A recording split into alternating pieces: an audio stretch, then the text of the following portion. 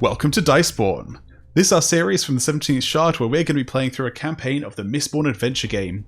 I'm Ben, aka Dervish in this game, and joining me on this venture is Ian. Hey, I'm REUPLOAD, and I'm playing Royce Hadriel.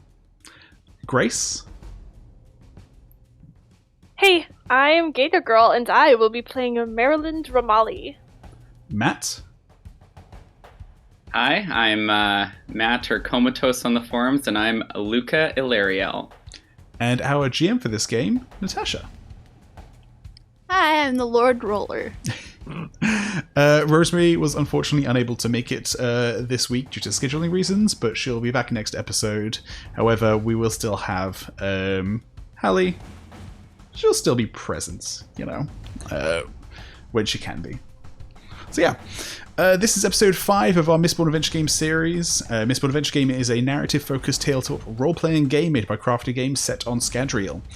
You can find the rest of this series in a playlist on the 17th Shard YouTube channel, or we actually are available on Spotify now. I say now because this is the first episode we've recorded since releasing any episodes, but this is actually coming out in like weeks ahead of time. But it's still exciting. So yeah, if you find yourself a little bit lost while listening to this episode, I recommend you go back to the beginning of this series and listen to episode 1. If you want to give us some money on Patreon, you can also listen to our session 0 for this campaign. On to the giveaway for today's episode. I'm going to hand you guys over to Giveaway Ben to give you the lowdown on this week's giveaway, plus the winner of last week's. What's up, everyone? It's your boy back at it again with Bridge 4, bringing you some giveaways for this Diceborn series. Okay, first, let's go with the winner of last week's Diceborn. That giveaway is Spencer Griffin, who loves the way that we're making this story up as we go along, and I'm loving it too. This is a lot of improv, and I'm really enjoying it. So well done, Spencer Griffin. You won a free copy of the Mistborn Adventure Game rulebook. I'll be sending you a message to send us your address so that we can get that sent out to you. And if you already own it, then you get another one. Another rulebook of your choice. Cool. Okay, and next is this week's giveaway. And this week we're giving away one of those lovely Dragonsteel Mistborn goodie bags. I still haven't actually found out what was in the first one. So let's see if we can get a bit more luck with the second one and find out what's in the second one. Okay, so for this, episode 5 is kind of a halfway point. We're kind of ending an arc here. And so what we're actually going to do is next episode, instead of having an episode, we're actually just going to do a little live stream. This is also to help kind of alleviate some of the scheduling that happens when you have 6 grown-ass adults who are doing this in spare time, trying to find time to record these. So to help alleviate some of that stress, instead of an episode in 2 weeks, we're actually going to have a little live stream where we're going to take some questions. Now, what I want you guys to do is, in order to win in order to be entered into the giveaway for one of these Dragonsteel goodie bags, is put a question in the comments that you want us to answer during that live stream. So just kind of, if you have any questions about the characters, about how the production, how we kind of went around planning and organizing this whole thing, anything like that, put your questions in the comments down below, and also be subscribed to the channel. We need to make sure you're a subscriber, and then I will pick one of those people who has read a question, who's put a question in the comments, and during the live stream I'll announce who has won. We'll also be answering all the questions that you guys put in the comments as well. So cool. Thank you very much. And I'm now going to go commit tax evasion to fund my illicit activities. So I'm going to go do that. Bye. Thank you, Giveaway Ben. Wow, I'm really surprised, Giveaway Ben. But as long as it makes you happy, we're all supportive. What does it mean? Okay, so without much further ado, Natasha, did you want to kick off our episode 5 of Diceborn? Yes. So, let's do a quick recap because it's been a little while, at least for us. Is there anyone who wants to take that away? Let's see. Last session began with a certain confrontation between family members. Yep. Multiple confrontations between family members, now that I think about it. Yes.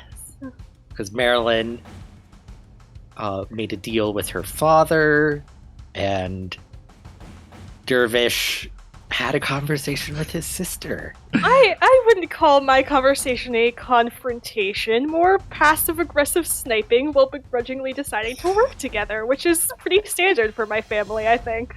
And I wouldn't call what I did with me and my sister did was a conversation so much as I don't know what you'd call that, a showdown. Intense confrontation. An intense confrontation, yes. Exchange of death threats. Yeah. There's a better way of putting it. Okay, and then from there... So during my confrontation, my sister has challenged me to a duel to the death for essentially the honor of holding my Cordless-Blooded clan spikes. And we need to make our way out to the Roughs for this confrontation in a month's time in order to have her not come hunt us down and kill me, Marelyn, and Hallie. Luka and Royce are safe. They're fine. They can just... And also Darren Drama. She also threatened to kill him. Sorry, yes, Darren Drama was also definitely in the room when she said she was going to kill everyone in the room if I don't turn up, yes.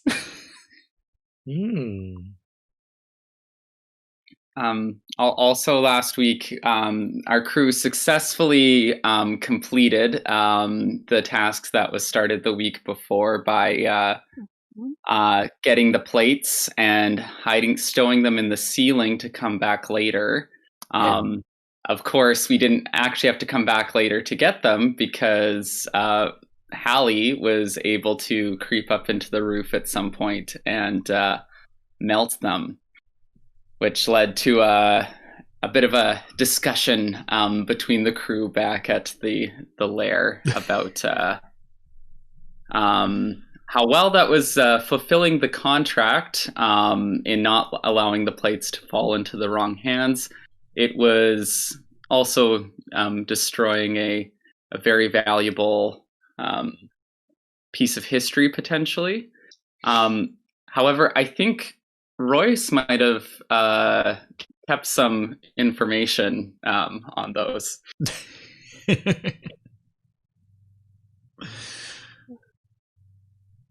And then... Remind us, Royce, what did you do? Yeah, I read the entire thing while it was on display for the auction, and I stored copies in my metal mines. Nice.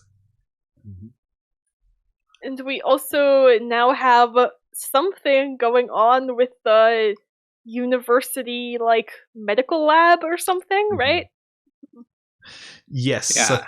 I think one of the regulars at the Brass Ladle, Cassandra, was taken there, and I think Jelly was taken there. Then I think it was Ghost that told us that. I want to say the little kid who keeps butting in, who is probably going to try to follow us on our adventure when we leave, even though we agreed to take him with us. I was trying to get him off our backs, and then we could ditch him later. I don't think it's gonna work. Nope. He's a child. He should not be adventuring in the dangerous roughs with us. I mean, agreed.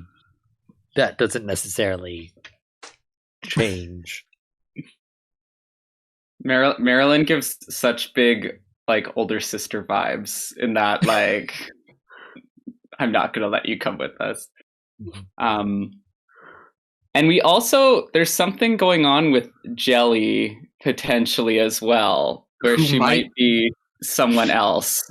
Yeah, she might be Genevieve. Yeah. Yes, I'm pretty sure she's Genevieve. Yeah. So I think next steps were some of us were going to head to the university to check in there and see if we can investigate these disappearances before we head off. Yes. Yeah. Royce and Luka were going to go as we want to make a donation as alumni of the university. Like, show us the medical labs, like, so we know what our money is being used for. Okay. What else are you all looking to get done during this session? Because we also have, I know that Luka has to hobnob with his grandmother, given that, there was the whole incident at the auction house, and now she's all, mildly bent out of shape. Why would she be bent out of shape? And so there's going to be that request for, tea, and an audience with her grandson.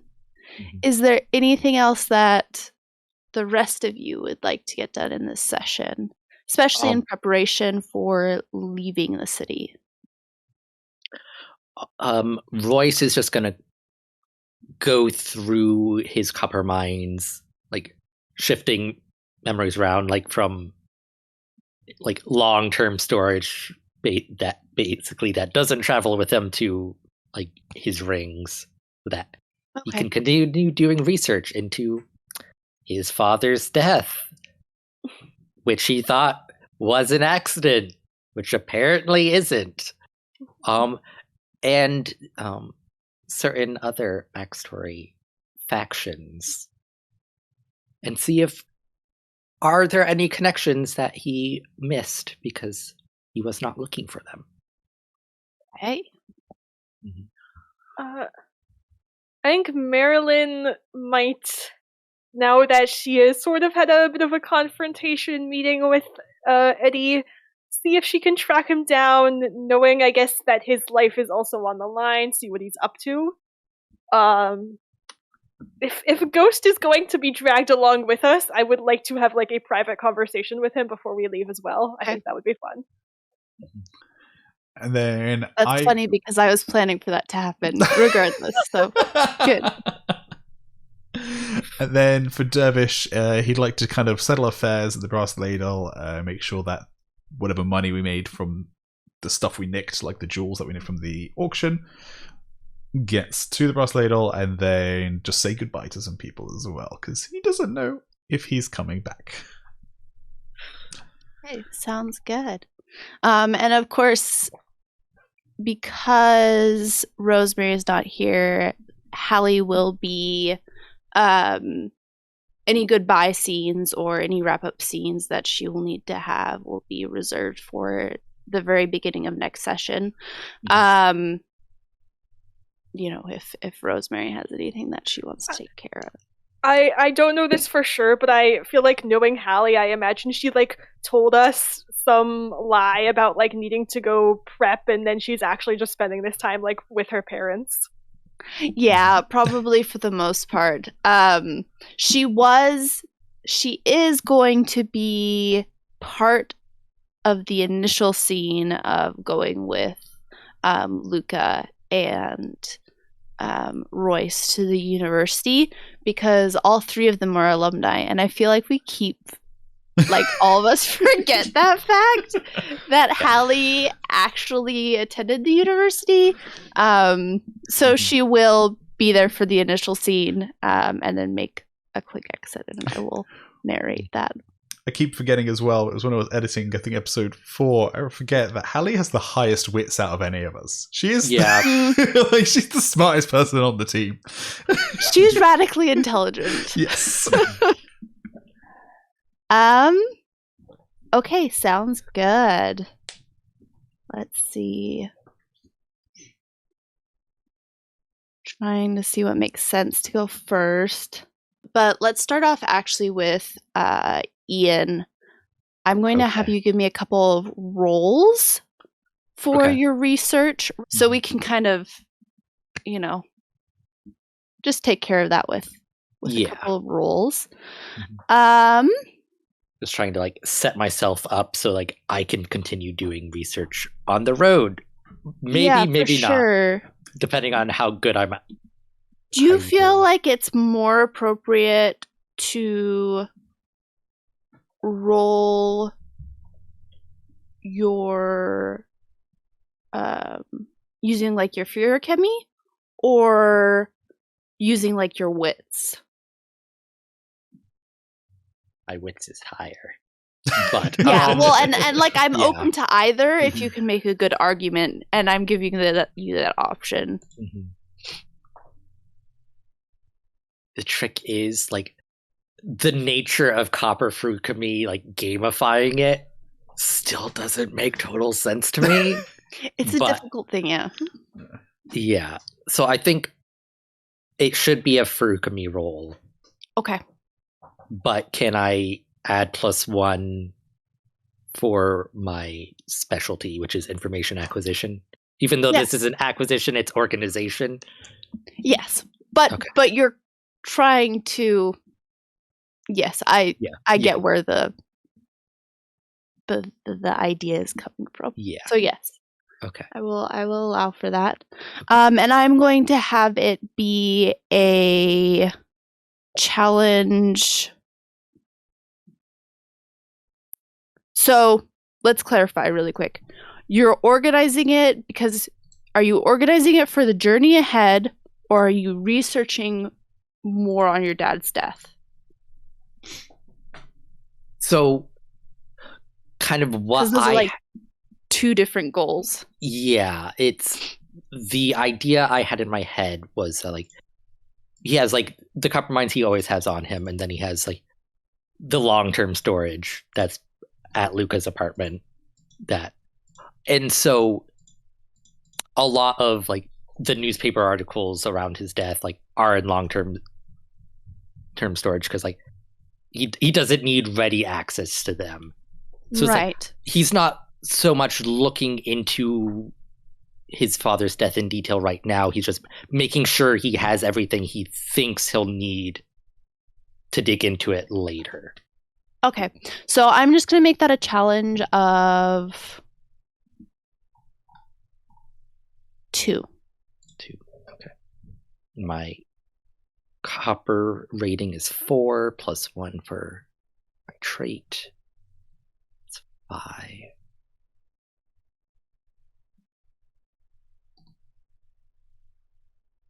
Nice. 2s and a nudge. Perfect. Yeah. So you are successful at storing away the knowledge that you will need in the future. So Mhm. take down a note of that so it's not like something that we have to look forward to and re-roll. And also, if you ever make a roll about your father's death and are referencing your stores, you'll get a +1. Okay, next. Let's move on to Luka. Ooh. Luka's scene with Adine. I've been looking forward to this. I'm getting like So- secondhand anxiety of like, oh no, what's she gonna say to him? How upset is she gonna be? Okay, Go ahead. so Luka arrives at his grandmother's house, unless there's anything that you want to do ahead of time to prepare. I don't think anything. I think Luka is going to be on time today. Like actually a little like a couple minutes early, because intending to be earlier, of course, than he actually ended up being, but he does make it in time because he's a little nervous. Royce takes note that you left earlier. It's like, okay. Really intentional about this and getting grandmama in a good mood. Yeah. In a better place than she probably is.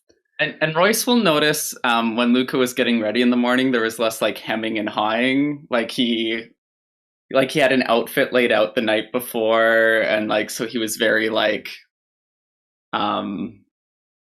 yeah, I think he did probably have to skip breakfast because he still takes longer than expected, but he made it. Well, and perhaps that's better for, his tummy and anxiety. Yeah. So Luka arrives and Chester opens the front door with, his very regular, kind of just monotone greeting of good day. Morning, Chester. Great to see you. Yes, welcome. You are early, oddly enough. I hope it's not an imposition. I'm happy to wait if the room is not ready yet, or if anything still needs to be done. No, I would not have you stand in the street or the hall like the common riffraff. Please. And that's why Please you're a come in. professional, Chester. I commend you. And he kind of, gestures with a gloved hand for you to enter into the hallway and come in, and he guides you to the seating room, and everything has been, pristinely cleaned, and the nice china has been set out as your grandmother likes it just so. And of course your grandmother is not there yet. Even when you're late, she often likes to make her own entrance. And so Chester gestures to your chair and says, "Is there anything I can get you while you're waiting, sir?" No, Chester. I'm completely fine. This looks splendid. Thank you. I'm just happy to have your company right now. Oh, would you like me to stay? Oh, no, Chester. You're free to go. You're free to go. This has been a great chat. Very, very pleasant. Yes. Quite. And then he just kind of like turns around and like excuses himself quite politely. And you're left sitting there for like 10, 15 minutes. And I mean, you were early, but at the same time, you kind of expected your grandmother to just like calm down once you were here. And as you're sitting there, the anticipation is slowly building and bubbling up, and you have nothing to do but think about what you've done. I was excited for this. Now I'm nervous. So Luka's, he skipped breakfast, so he's probably gonna but he's like nervous, like in eating, like it seems, and he doesn't want to start without his grandma, so he'll like do that thing where he's like about to take a like biscuit, and then he's like, no, I probably shouldn't, and then like his hand like absently strays back, and then he'll like pick up like a teaspoon and just start like flipping it in his fingers or like batting it against his palm. He might like pace a little bit and like look at the art on the walls or out the window. And so your grandmother comes in as you're like pacing and like thumping the spoon, and she says, "Darling, we do not make music with the cutlery. Please sit down." Oh yes, my apologies, grandmother. You're looking exquisite today. Great to see you. Thank you. And she sits and rests her ringed fingers on her cane, just kind of like the clawed like eagle hands, right? Her hands are kind of like those long, slender, elderly hands. And she eyes you and says, "So, would you like to tell me what happened?" Yes, of course, grandmother. And it was quite disappointing, and I am quite disappointed in Mr. Petrel. He was in charge of the security, but it really is unfortunate. And I don't know what I could have done differently to look out for his job, but I did make sure to keep our name out of the negativity as much as possible, making it very clear to everyone that, this didn't fall on our part. And I insisted that an investigation be done so that it was clear it was some sort of infiltration and not deficient service on the part of our catering staff. And also, made sure people had blankets and things. It was an awful, and honestly, grandmother, you're lucky you weren't there. It was quite messy. Yes, certainly. And I did manage to procure most of the items. Unfortunately, of course, there was the theft. Yes. What a thorn.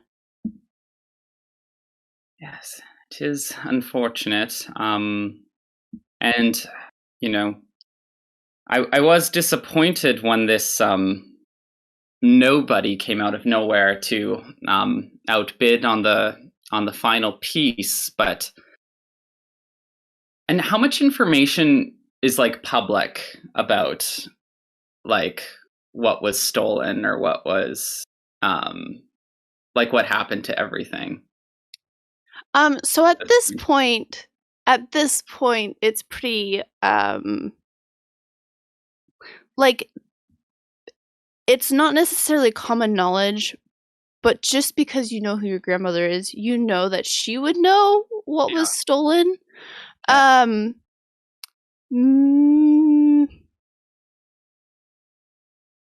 Make me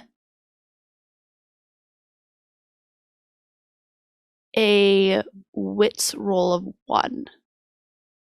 Okay. Let's see. I don't think anything helps me here, unless this has to do with tracking social connections or genealogy. Okay, so this is a challenge 1, and I get to roll 3 dice for my wits. 3s! Oh, interesting. Okay, excellent. So, as you're rambling, or not necessarily rambling, but yeah, spilling your everything, you're realizing that she's letting you just talk. Mm-hmm. And you're also realizing that probably the reason that she's actually having you here, and if anything she's upset with you about, is the fact that you didn't win the auction. Not about the things outside of your control, but that which was within your control. And as you're talking, the more she seems interested in why you're talking about everything else.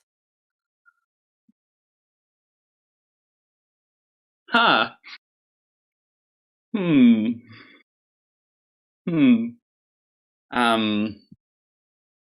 Yes. Okay, so recognizing that, so Luka's just kind of gone into that territory a little bit. So I think he'll try to kind of steer out and say, and I, that poor chap, whoever he is, it didn't look like he could actually afford it. I mean, who is he? He's a nobody. So, I wouldn't be surprised if he, had possibly even ended up defaulting. But regardless, now it's, one less insurance claim for us to deal with. So, but.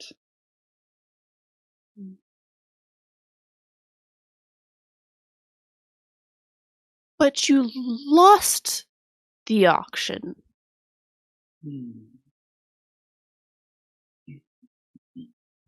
Yes, it's how these things go. They can be a roll of the dice sometimes. And again, no. You chose to not continue bidding.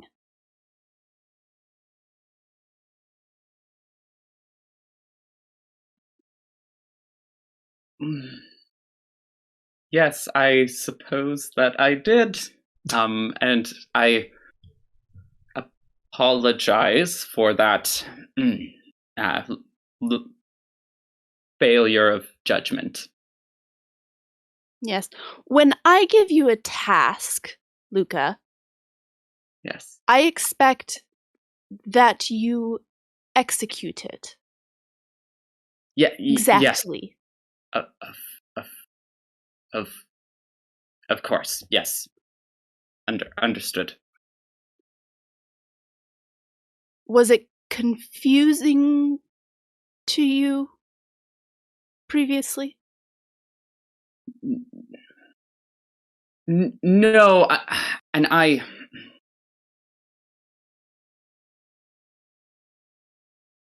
Grandmother, you're a very competent woman in everything you do, including your instructions, and I don't want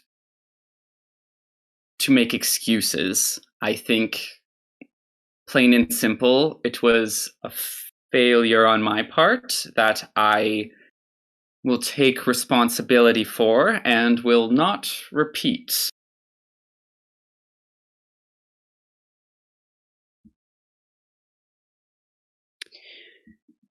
And she looks at you with those rather discerning, almost like hawk-like eyes. And there's just a long moment of silence where she lets you sit in that apology.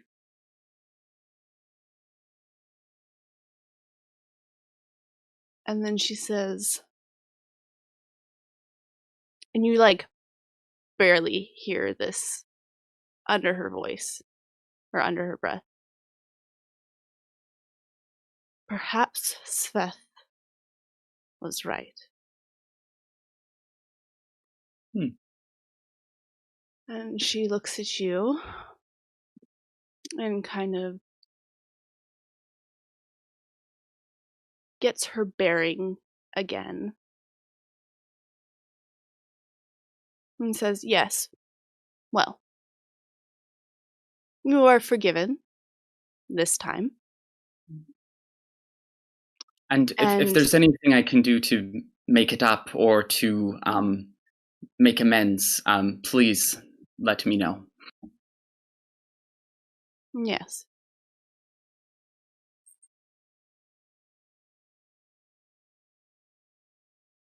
I will see you again next week for our tea.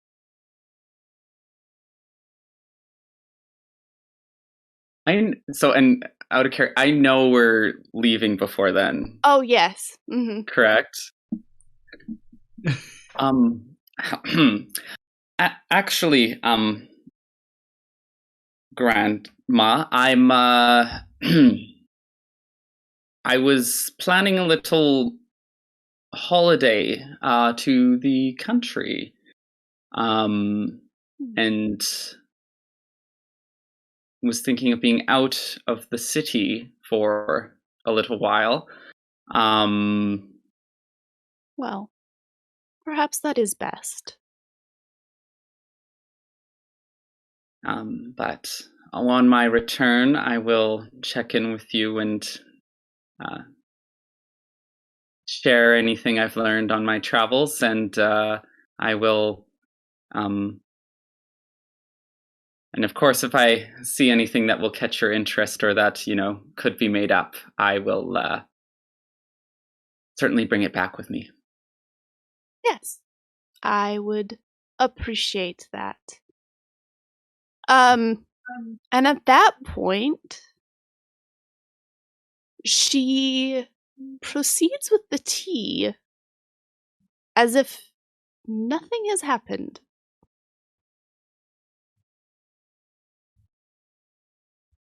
Of course. Okay. And she went from sweet old lady to real scary real quick. Yeah, that was terrifying.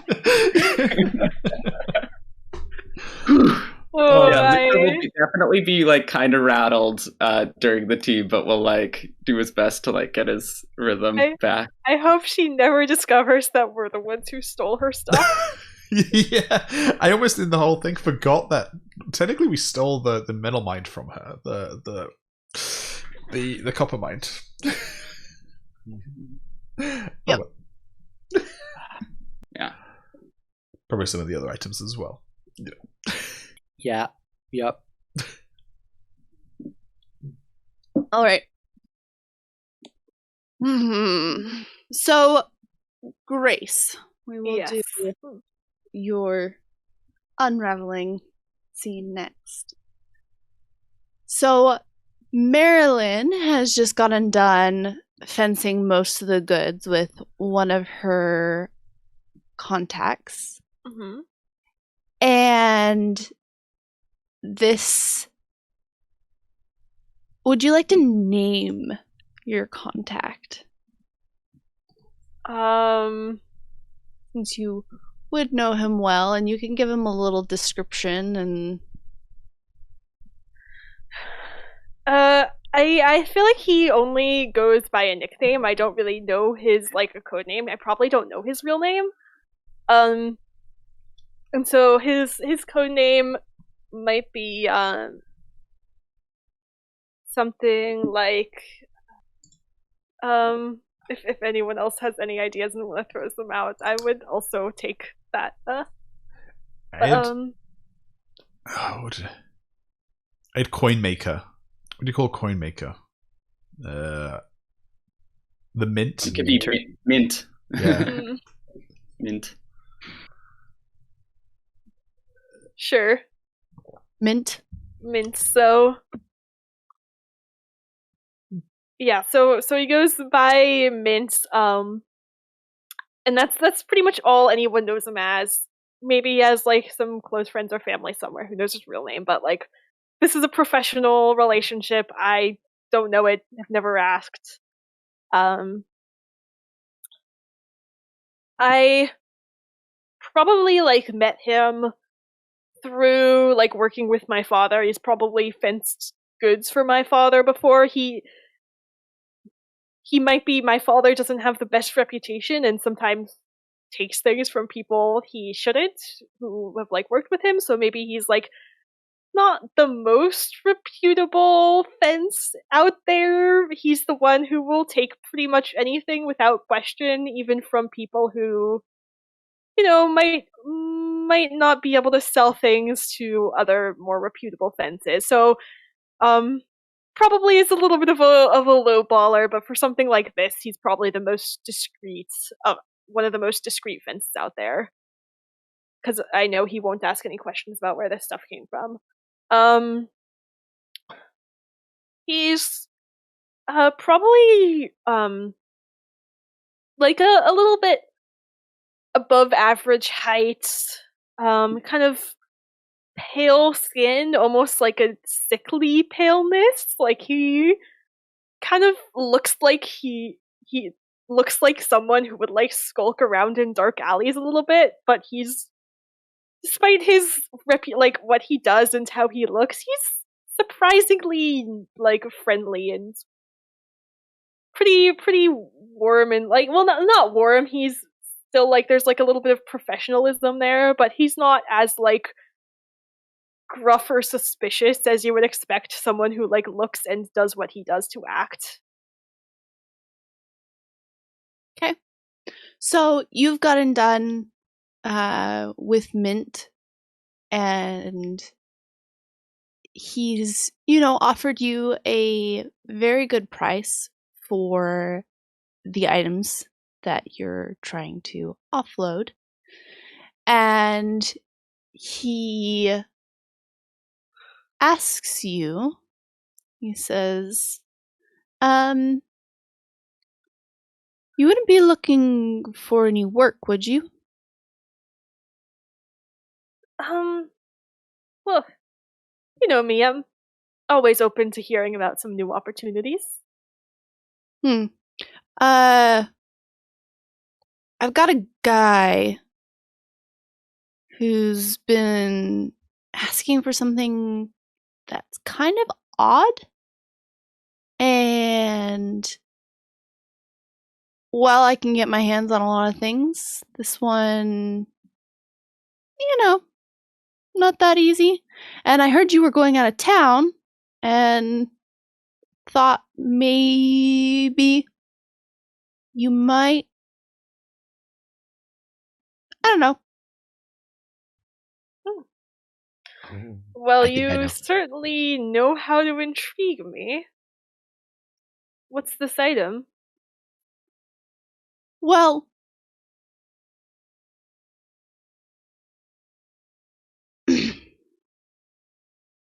I don't know how much it is up your alley, because,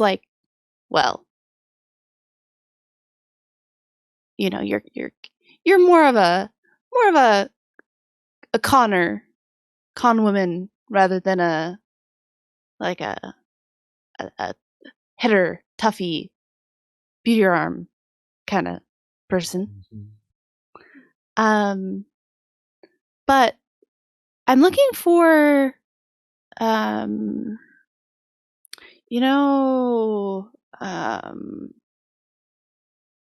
well, when those Kolos, they have those, the things, the metal things. Spikes? And yes. And I'm looking for some of those. Do it. I knew it. Oh, interesting. That's certainly not a It's not a normal product request. you hear about much. Yeah. No, but I've actually had a couple of requests for those kinds of things lately, and it's kind of weird. So I figure, while you're out there, you might as well, if you run into him, not necessarily go looking for him, because Kolos. Yeah. But if you find some, I might have a way to offload them. I'll certainly keep an open mind if I come across any. Good.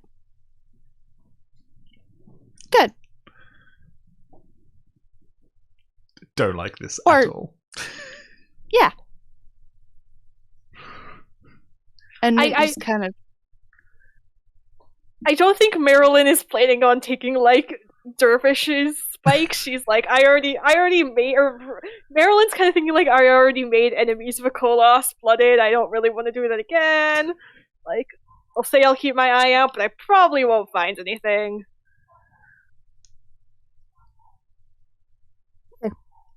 And Mint asks, is there anything I should be keeping my eye out for you in return? Have you heard from Eddie recently? I am going to have you roll me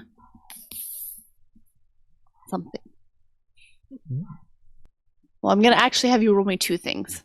Okay. I'm going to have you roll me a spirits roll of 2, and I'm going to have you roll me a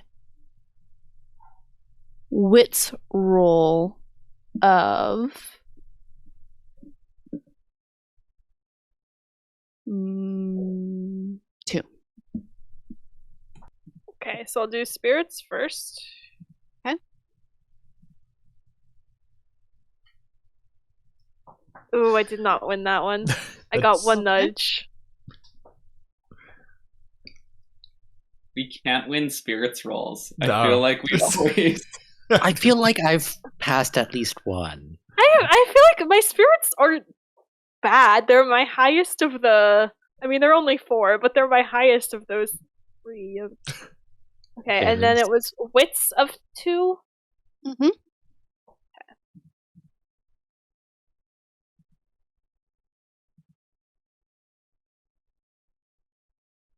Okay, I got 5 on that. Okay, 5. perfect.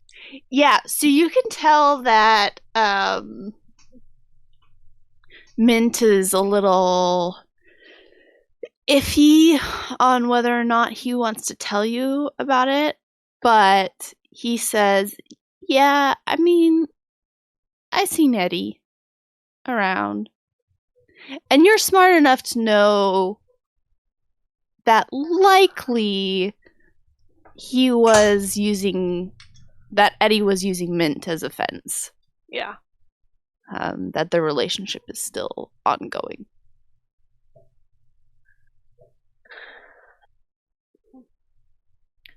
You know where he's staying these days?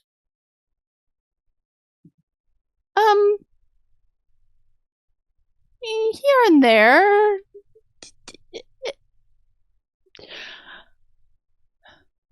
Marelyn's not really expecting much from this since, I thought you and he weren't really talking anymore. We ran into each other on a job the other day, and I wanted to make sure there weren't any loose ends between us. And you can see the idea of loose ends flash through his mind. He's like, "Are you gonna kill him?" No, of course not. Just want to talk, make sure we're on the same page. You know how he is. Okay. Well, and he's clearly, Marelyn is kind of part of why we go to this guy is because he's discreet, and so she's not necessarily expecting him to rat Eddie out. Yeah, sure. And he says, well, how about this? I won't tell you where he is, but I'll let him know you're asking. Okay. Sounds good. Okay. And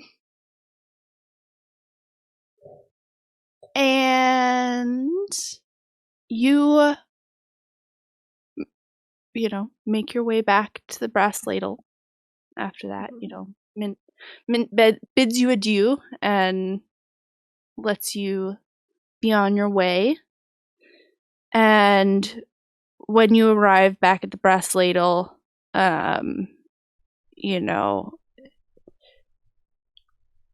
it's getting toward evening. And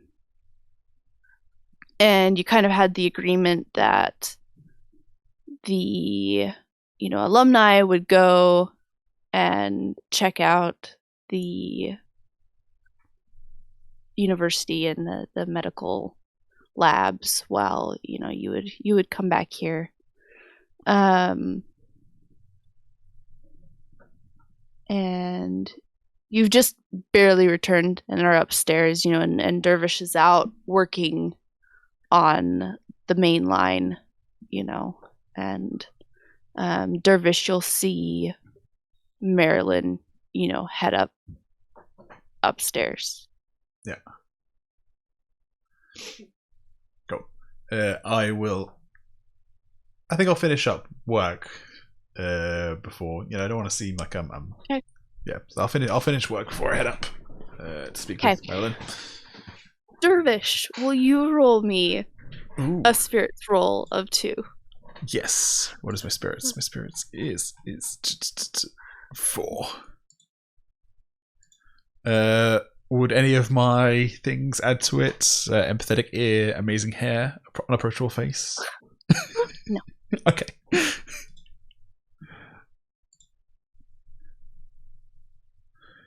Matt, yeah, spirits rolls are just not our forte. Hey. That is a big fat 0. Solid. Yeah. Solid. So,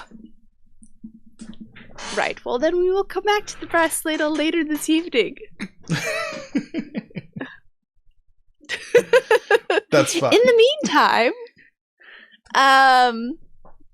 Luka and Royce and Hallie all meet up at the university at their arranged tour of the medical labs, and there's a student there to greet them, and her name is Steffi, and Steffi has her kind of like orange reddish blonde hair, kind of done up in this like very almost avant-garde sort of style. It's very bright and like showy, and she's dressed in a little uniform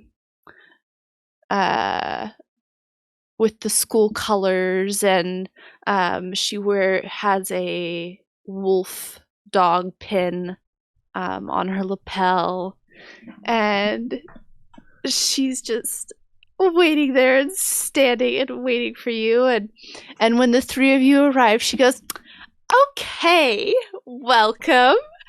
I have been told that you 3 went here before, and that I am going to be showing you around today, and that we have a special interest in the medical labs, and that you're considering donating. Thank you so much for considering donating to our illustrious university. We appreciate it so very much." Excellent intro. Very well done. And we're very happy to be here. Good, good. I'm sure you have so many memories that are just all like flooding back. And Hallie's just like standing off to the side, like already so grated by Steffi. And Steffi is just, bubbly and bright and like total cheerleader personality. And out of the corner of her eye, you catch sight of a couple faculty members, and Hallie just like gets a look of like disgust and says, "Well, that's enough of that. I'll be leaving now." And she just says, you hear her like mutter under her breath something about slimy little son Mist Wraith's rusting face, and how she wants to like melt it, and like she clearly has it in for like one of these faculty members, and she just kind of like turns and marches off, and you can see kind of that she's like glowing just a little bit with heat. Smoking. Royce kind of gives the look of like being like almost scandalized. It's like, okay, like that was a thing. Like he's also like that mentally. He's like that was interesting, but like he's trying to distance the two of us from Hallie a little. And Steffi's just like, she's more of a tour intro person. She likes to absorb the introduction, and that's kind of her primary interest in these sorts of things. And then she's more of an independent learner, studier. So, did she not like me? No. I'm sure she loved your introduction, and now she needs time to sit and think and absorb. You know, some people are verbal processors. They like to talk about their feelings and what's going on. And some people, when they witness something really well done, just need to sit and digest it. All right. Well, then let's continue on with our tour today. Please follow me. And she, starts trotting off and, gestures for you to follow after her. Do either of us recognize the faculty member that she didn't like? You are welcome to roll a spirits roll. Spirits. And we're going to have that be a spirits of 2. Come on, guys. Let's see if we can't pass the spirits roll, So, shall we? Can I have 2 things I'd like to pitch adding. I am a socialite university student as my profession, and my specialty is recognizing, tracking social connections. So I feel like those 2 in tandem Yes. would help, which is good because I have work. 2 spirits, so this will bring me up to a 4. Watch us. We're not gonna get any of the plot relevant spirits, but we're gonna get all the spirits for like, yes, we're gonna recognize who this person who we don't like is. Yeah. I don't, because I didn't put university student as one of my things. And like this is an acquisition, so it's just a straight 4 for me. I like how I added 2 traits and you added none, and our roll is the same amount. Still the same. Yeah, it's appropriate. And you said it was 2? Mm-hmm. Okay. Do you want to roll first, Royce? Yes. And if I don't roll it, I think it's because I've stored that memory in a copper mine somewhere, and I have no idea where it is. But we'll see. Did I keep it? Did I not? I did not. But I got 1 nudge. And I'll roll. Hey! 2s. Hey. So, Luka knows that this man is named Timoth Brunswick. Say again? Timoth Hey? Brunswick. Okay. And is he like a professor? Yeah, so he's actually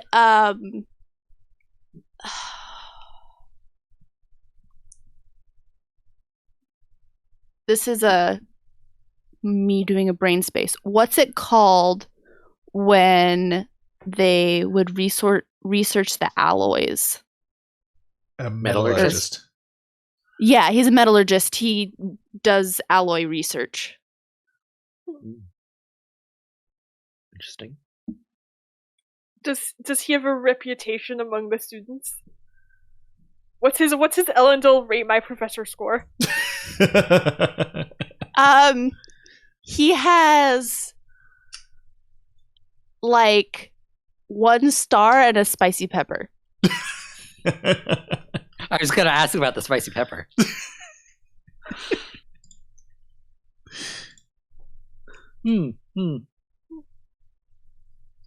Yeah, he's a very bad teacher, but fun to look at. That's why Luka remembers him. So I think the 2 spirit rolls we've now gotten are this and for Royce to vomit on Raph's fiance. I don't think I rolled for that. I just spent nudges so she wouldn't notice me. Oh. I thought you rolled spirit to like find her in the crowd, but I'm not sure.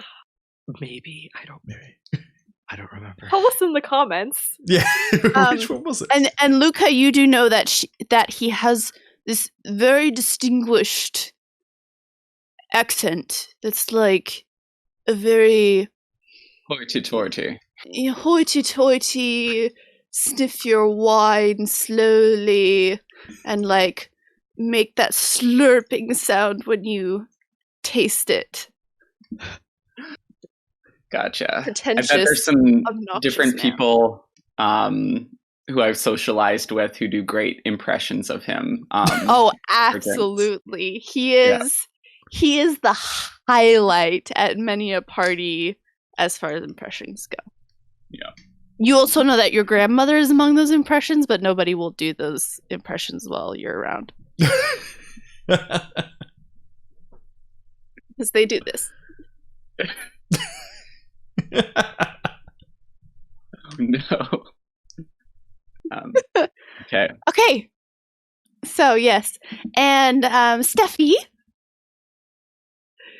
she takes you around to campus that you already know quite well, and she's giving you what is like a rather introductory sort of tour, right? Which is probably what they give to most new students. And she's like, over here we have our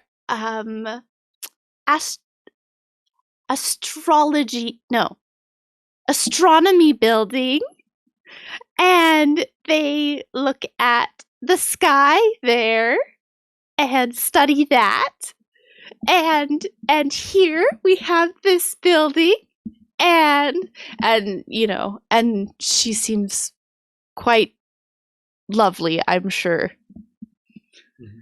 Royce is just letting Luka do all the talking and just like mentally like, just have to get to the medical building. Just have to get to the medical building. I imagine Royce is like storing this as it happens, so he doesn't have to remember the tour. No, he hasn't started storing yet. He doesn't store everything willy-nilly most of the time. As they're like in between stops, like when they just like make conversation, like before her next like set piece, Luka will be like, oh yes, like once in a while when I was a student I would give these sort of tours, and kind of trying to bond with her over oh, that last stop is my favorite to explain, and you did such a great job of like just. Oh, thank you. Did you make out with the hot new students under that statue over there too? Like it conceals things so well. Oh, I probably shouldn't have said that. Oh no, it's. I mean, I don't kiss and tell, but the spot does have a reputation, doesn't it? Mm-hmm.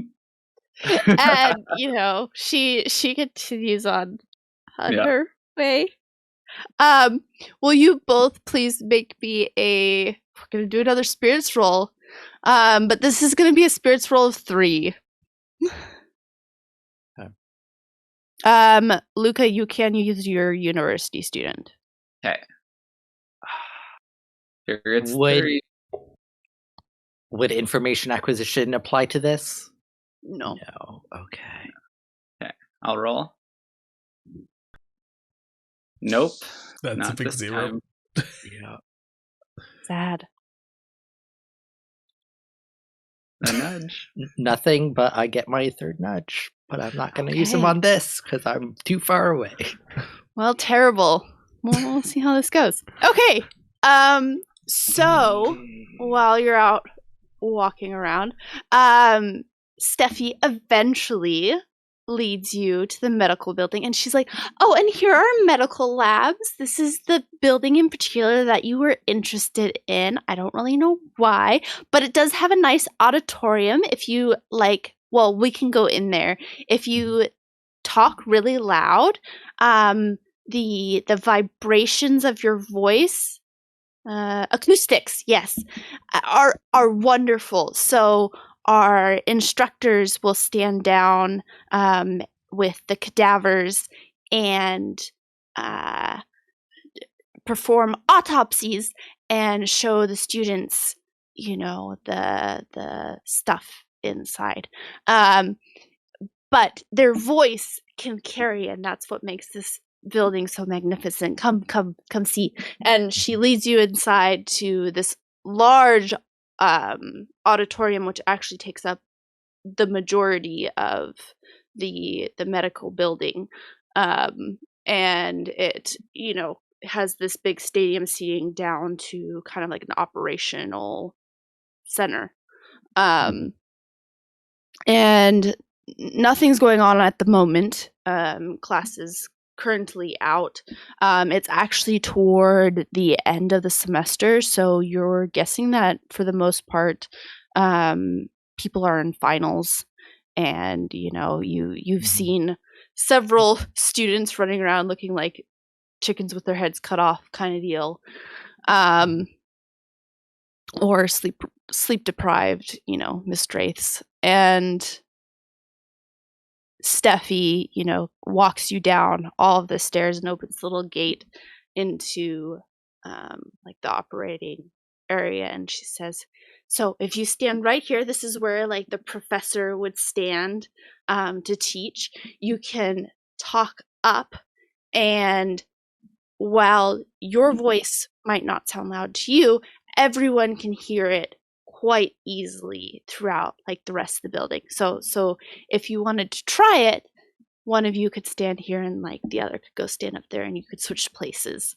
And then she says, and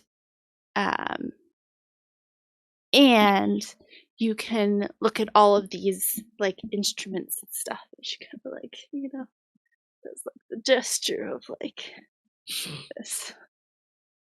Mm-hmm. You think at this point she's trying to like maybe flirt with Luka and like show off a little bit, but we don't know. Yeah, It could just be how Steffi is. Yeah. He's gonna say, "Yeah, this is enchanting." And we're also, part of I think our interest in donation is in some of the research and private studies, and I always hated this when I gave tours and people would come up with a question out of the blue. But do you know where the like private research areas of the medical lab are? Yes, of course I do. Unfortunately, well, we'll have to get special permission to go back there, but I think I can make that happen. Who would you need special permission from? Someone from the board of directors. But you think you can make that happen? Yes. Luka kind of gives like a go on. Like, oh well, there. One of the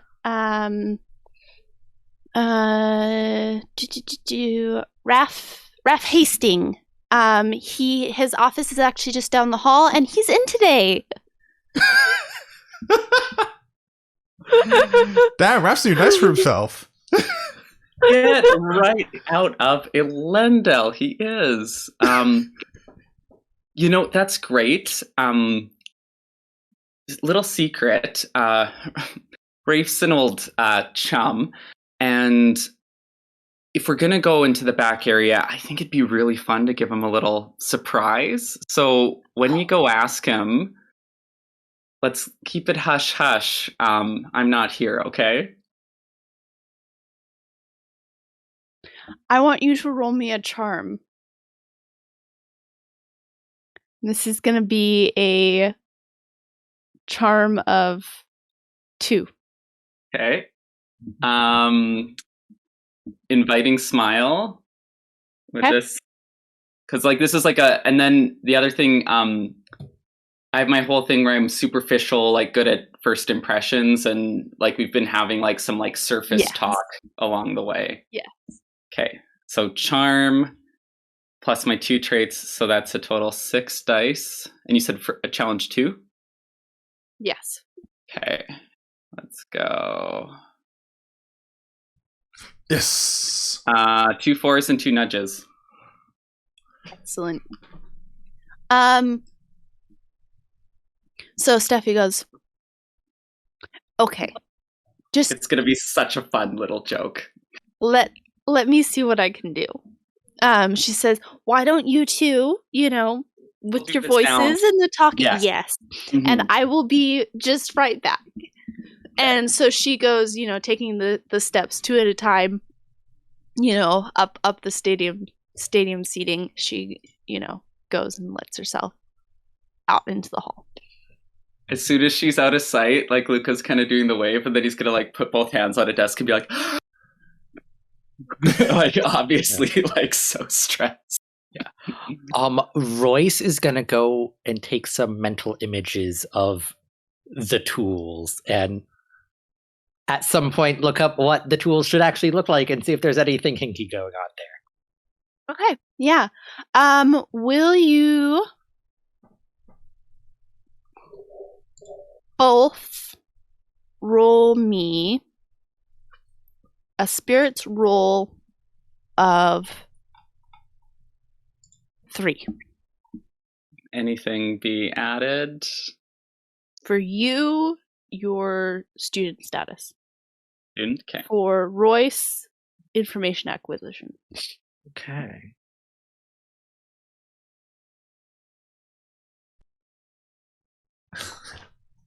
Nope. 0.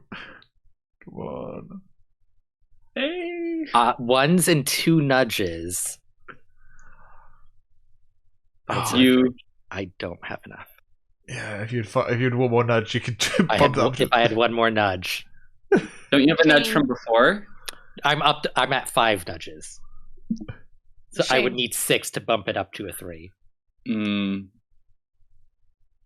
Okay, that's okay.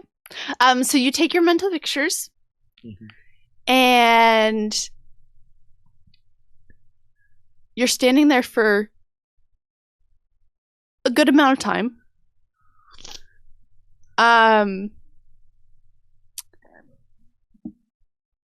And eventually Steffi comes back and she says, okay, well, I have gotten enough permission. Let's go see those special research centers. You're incredible, Steffi. Thank you. So impressed. I'm very good at my job. Yes. I just want to vibe check. Is she acting any differently now than the way she was before she went to go talk to Ray? How do I put this discreetly?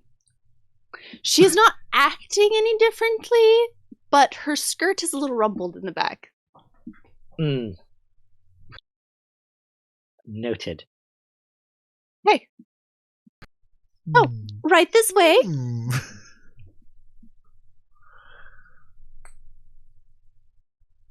And she shows you back up the stadium stairs and then around, kind of more to the back of the building. And back there are like a series of offices, and then a couple of doors. And she leads you actually to one of the doors and then down, like into a basement. And she says, okay, so down here is actually where we do most of the research. Upstairs, of course, is where like the paperwork and that sort of stuff is done. I really don't personally, come down here a lot, but I do know that this is, where stuff is done. They also store like the dead bodies in like cold drawers. Off down here somewhere. And yeah. And she, shows you down a hallway and opens a few doors, and in like 2 of the rooms there's a couple of, college students like busy at work, like deep in the trenches of doing their studies. In one of the rooms there's like, an open body and they're working on it, and that sort of thing. But she's like, is there anything like specifically that you're wanting to see? Just what advancements have been done here since we attended? Oh, That yes. sort of thing. Well, as far as medical goes, I can get you a book on that, but I'm not actually very well versed on it myself. We do have like a couple of papers that have come out, records in the sort. I do know where those are, but for me, I don't really know that sort of thing. Would you mind if we just kind of poked around a bit and Oh, not at all. Go ahead. Enjoy yourselves. I actually have another tour to get to. Unless you need like accompaniment, you're free to be down here. Just don't like disturb the seniors. They're kind of, in that like little stage of their semester. So, and the rats. Do not let the rats out. They don't like that. Of course not. Where is Rafe's office so we can check in with him? Oh, go visit him. Yes. On it's up on the previous floor. It's room B34. Well, that's excellent, and I have every confidence we'll be able to find our way out when we're done looking around, because we had such an efficient, competent guide getting us here. So, thanks, Steffi, and I think you have a bright future ahead of you, even beyond these tours. But it'll be a loss to the university when you move on. Oh, I'm sure. Thank you. That was very kind of you. I hope to see you again sometime. And yes, well, have a lovely day. And if you get a chance, you should check out the botanical gardens. They are lovely this time of year. Noted, and will do. And she dismisses herself up the stairs. And do I know, like, is it appropriate for the tour guide to leave people unsupervised in this area? No. Okay, yeah. Okay. No, it's not appropriate for her to leave you unsupervised in this area, but let's be fair, you're an Eladriel. She knows that. She also knows that you have money, and so she is being very accommodating, which is probably per instruction. Yeah. However, she probably wasn't told necessarily to like leave you unsupervised in these sort of locations. Yeah. It was probably more of like, oh, be very accommodating, show them whatever they want to see, make sure that they feel welcome, and, don't annoy them in any way, that sort of thing. Yeah. As they start looking around, Luka's gonna start burning Electrum, and it's just gonna be, he's gonna watch his like shadow for like turning around in surprise or being startled. So basically, he's trying to look out to get a heads up if someone's gonna like walk in on them.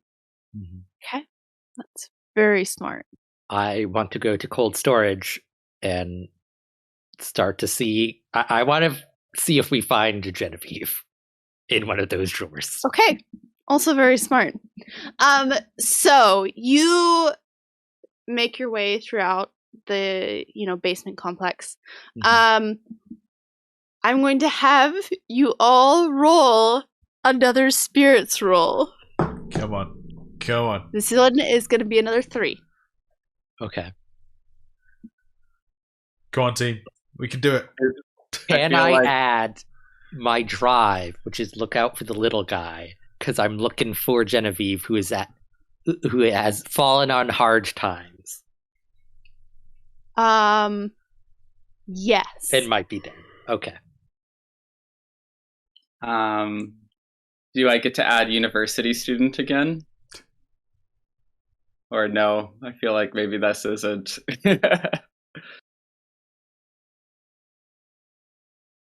You know what? Yes, but you're rolling for something else. Oh. Okay. Okay. So you'll go first, Ian, or I said you can go first. okay. So it's difficulty 3, and I get 3 dice. Nope. Big old 0. Okay. That's 2 5s. Okay. Woo! Very good. So Royce, when you go down to the cold storage, you do not, you start like opening the various drawers and like pulling out bodies and opening body bags and all of that sort of stuff. You don't find Genevieve's body among them. However, I am going to assume that Dervish has given you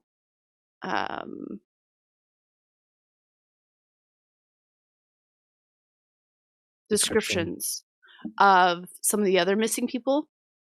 You do find the woman that Dervish described as Cassandra. And among a couple other bodies. And I mean, the reason that you kind of peg Cassandra and the other bodies as like being grouped together amongst all of the cadavers, right? Because there are many. It's not like it would be difficult to hide a missing person, a dead missing person here.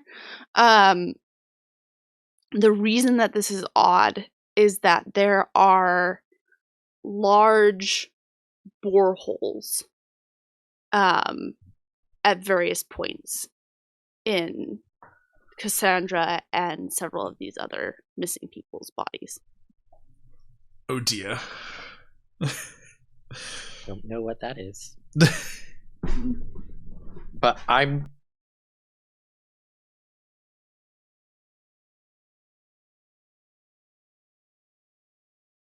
does it look like the same places are being stabbed in each of the bodies? On some of them, Okay. you see a very common one is like the eyes. You see that. Sorry. Yeah, it's fine. You see, there's a few that are like chest and like lower back and and just there's a few like very experimental places that don't seem to have any rhyme or reason to them. Like through the hands, through the feet. Just Okay. random ones. So it's like there are a few that seem to have correlating ones, and then there are several that have some of those correlating ones and then different ones, and yeah. Royce is kind of trying like memorize those locations. Okay. Should I roll for that? Or yeah, give me a fear chemi roll. okay. It's just gonna be a 1. It's not like it's Okay. And then +1 for their whole information body. acquisition, the thing I use all the time. It's a very handy thing to have. It is. 2s. Okay, perfect. Yeah, so you'll have those locations stored away in your memory box, in your rings, or. And I'm not sure. Like, I'm guessing, like, once Royce starts looking at it, Luka kind of looks over. Are they?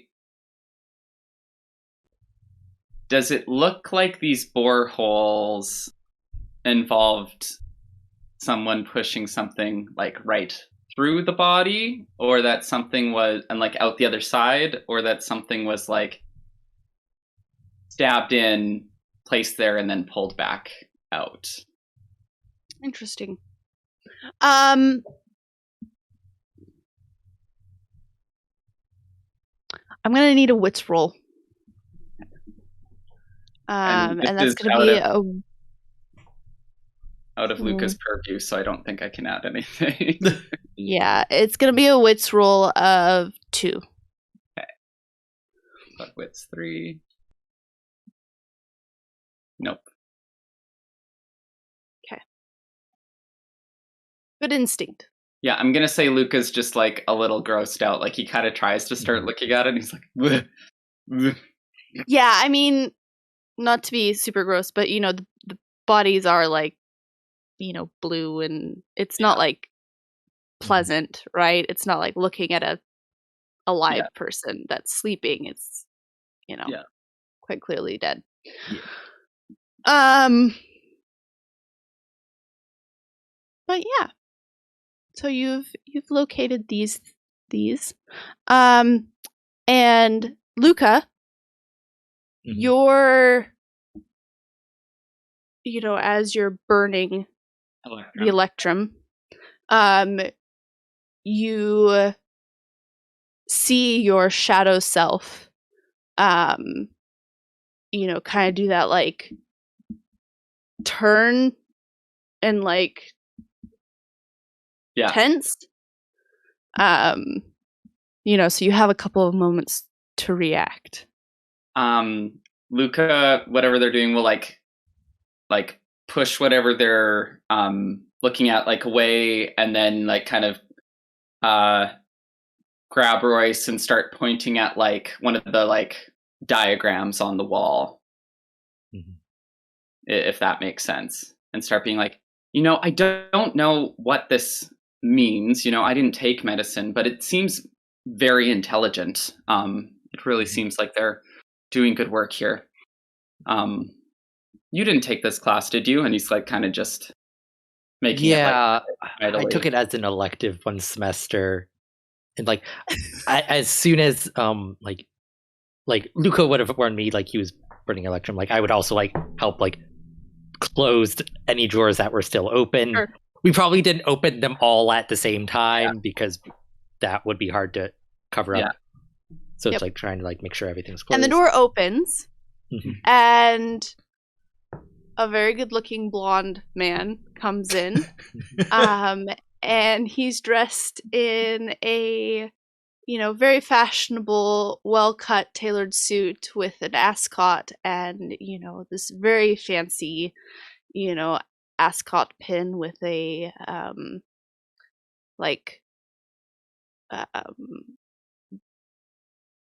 ruby set into it. And he looks quite startled to see the two of you there. And Rafe goes, "Oh, hello. I was told that you would be visiting today, but when I saw Steffi leave, I assumed that the two of you had made your way out as well." Oh, well, we just, wanted to take a look around, and she had a tour, Hi, Rafe. And Luka is like, he's off put, but he is like channeling a little bit of confidence, seeing that Rafe is caught off guard. So Mm-hmm. like he's a little more together than I think he normally would be in this situation, just because he's kind of taking satisfaction in surprising Rafe.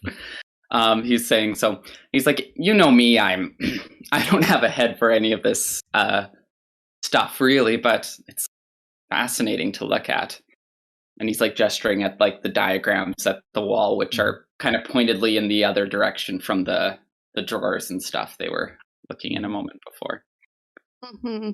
And as you're doing that, like, because you are gesturing in the other direction, you kind of see Rafe's eyes like do that dart across the room and then back to you, and kind of not concern, but suspicion.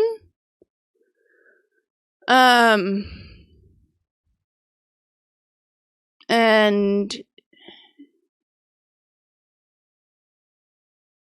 he kind of says, I was hoping that I would never see you down here.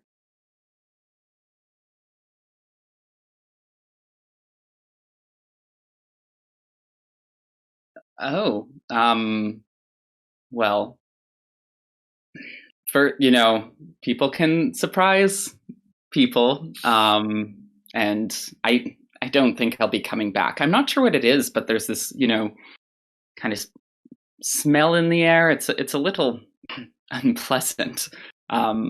It's kind of dank, dark. Not really my place. So now that I've satisfied my curiosity, I'm sure I can just, lit away.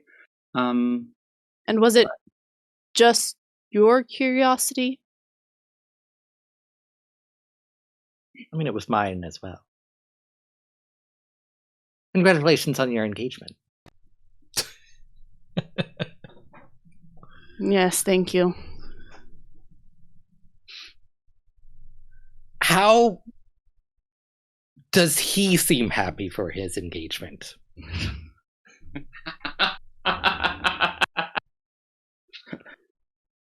I want to look at the way Rafe looks at Luka. What vibes am I getting? Okay, that's a lot of questions. Because I want to have you make a roll. Yeah. I do not know what roll would be appropriate. I think a vibe check, and just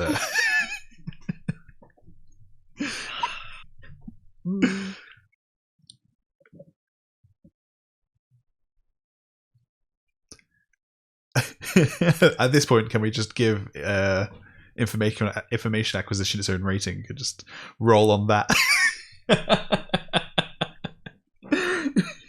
I like knowing the things. I mean, this isn't even information acquisition. This is like, this is in D&D. It would be like a sense, motive, perception, like like insight check, like it. Insight, it's like it's like a noticing things, like picking up on, facial expressions. Yeah, so like I can see like wits, charm. So I think this is hold on, I'd have to pull up the book, which I don't have in front of me, but I think if you actually look at the Barras allomancy rules, it actually specifies like picking up on emotions, what you roll for that. Because it's like, if you want to, because it does say, I've read through that, and it says like, if you want to like figure out what people are feeling before you try to soothe to get like an advantage, it does say. I want to say it's probably wits, but good, because wits is my highest. Like, this is Marelyn's strong suit. This is so fun, but I wish I was there. Yeah. I'm starting to think, like, we probably should have sent you along with them. Although Marelyn was told not to come back to the university. Yeah, but they do the tour, they got fired because of what we did. So Yeah. So wits roll. Wits roll from Royce. This is going to be a 3. Yeah. I don't think Luka counts as a little guy. He's too rich. And privileged. Like, nah. What? Okay, you said 3? Okay. oh, nice. 5. Excellent. So, yes. Wraith is accepting and a little grudging of the fact that he is engaged and going to get married. He clearly still has feelings for Luka, but is doing shockingly well at hiding that. Really, what Royce is working with here is like gut. Noted. And you said he did flick his eyes to certain drawers and back to us. Just in like that general direction, yes. Okay. Noted. Interesting. Yeah.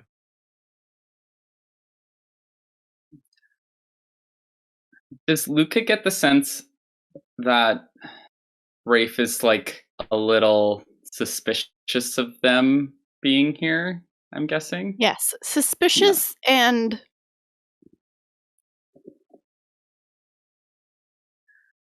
perhaps the best word for it is disappointed. Oh. Interesting. I still want to know why doesn't he want you there? Because he still cares about Luka and doesn't want Luka to get involved. Ooh. Anyway, lots of this is going over Luka's head, but seeing Rafe somewhat suspicious, Luka's going to be like, well, and kind of look at Royce and be like, I think we're done here, so we'll be on our way out. Good to see you, Rafe.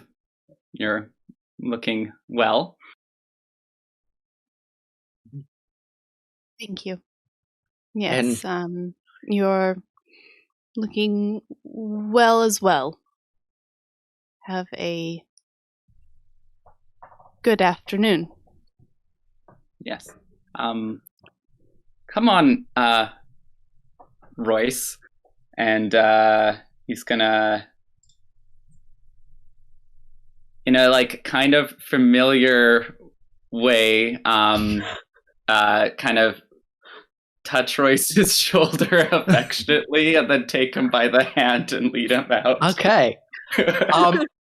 Interesting you say that, because I was going to say Royce was going to take you arm in arm. And I will, into Rafe, I will say, thank you for saving us a trip to your office. Yes. Well, and He lets us leave? Yeah, he lets you leave, and he's kind of at a loss of words, and it seems like he's trying to put together why it was you were there, what you were doing, what was going on. Like, yeah, he's just confused and off guard, and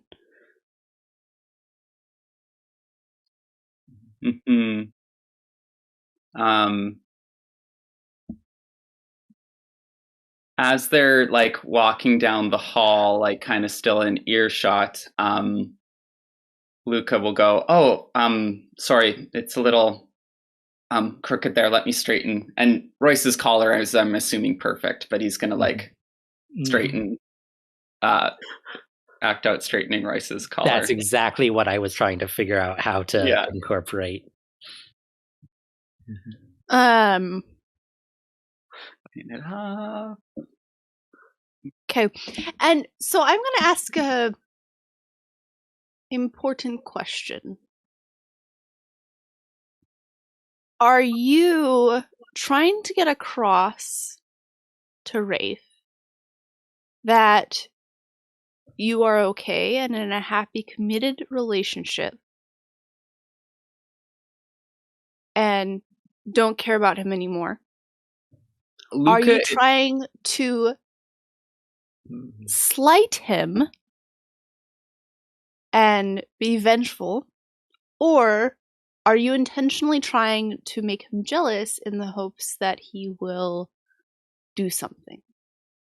I think Luka's primary goal is to give another possible reason or thought why they were in this secluded, closed room away from the public. Okay. And acting kind of cagey. Okay. And Says, if you can. nothing says great place for a clandestine hookup. I Like know. a room full of dead bodies. I don't know what it says about us that this is where we chose, but I am 100% in support of this plan. Yeah, well, it's kind of like he's like, oh, like we were just bumbling into like a room, and we didn't know what was in there, and now we're like trying to get out of it. And I don't think Luka is in a place where he would think that this would hurt Rafe. I think he would think it would be like, more just. Well, I mean, Rafe broke things off with him, right? Exactly. I mean, so I think, I don't think Luka thinks he could do something to like hurt Rafe in that way. So I think he's more focused just on, coming up with on like making a an plausible excuse for the situation. Yeah. Okay. Sounds good. So you.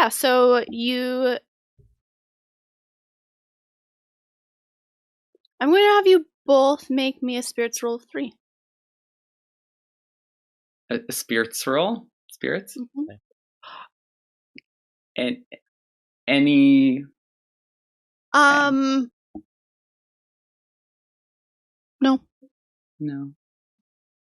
Can I potentially? Is this kind of to like how well do we sell this to Rafe, or is this something unrelated? No, it's something else. Okay. As you're leaving. Okay. I'll roll my 2 spirits. I got a nudge. Nudge farming is fun. That's part of why I changed that rule at the nudges, because I'm like, at least you can do something with them eventually. If you just have us roll spirits enough, eventually we'll get the nudges to pass one, you know? Yes. I got ones. Still I haven't gotten a nudge in so long. I just had one more, I could have gotten it. But oh well. Okay. So you leave the medical labs, the medical building, and step out into the warm afternoon. And you notice that it feels like it's getting darker a little bit earlier than it should for some reason. You're not quite sure why. But it is. What an interesting thing to say. This is after Bands of Mourning. Yes. Is there an airship in the sky? No. That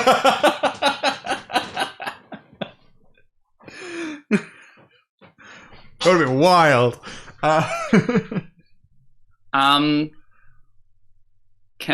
if there's like I'm not sure if University of Campus would have like a clock tower or something. If there is one, or if someone passes by, could I check the time and then compare to my pocket watch? Yeah. Are they the same? Or like more or less? So the clock tower is out. It's darker than you expect. The clock tower seems to be a few hours ahead of your watch.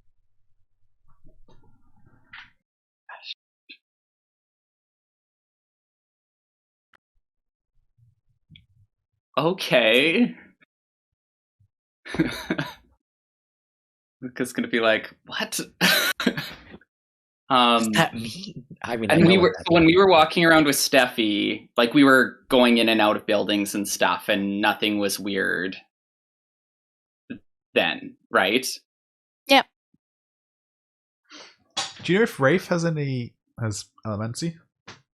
Do I know if Rafe has Allomancy? Yeah. Or not? I don't remember what I put in my backstory. So, no. Okay.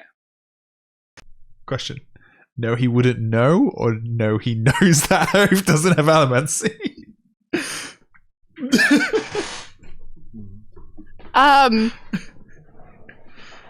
No.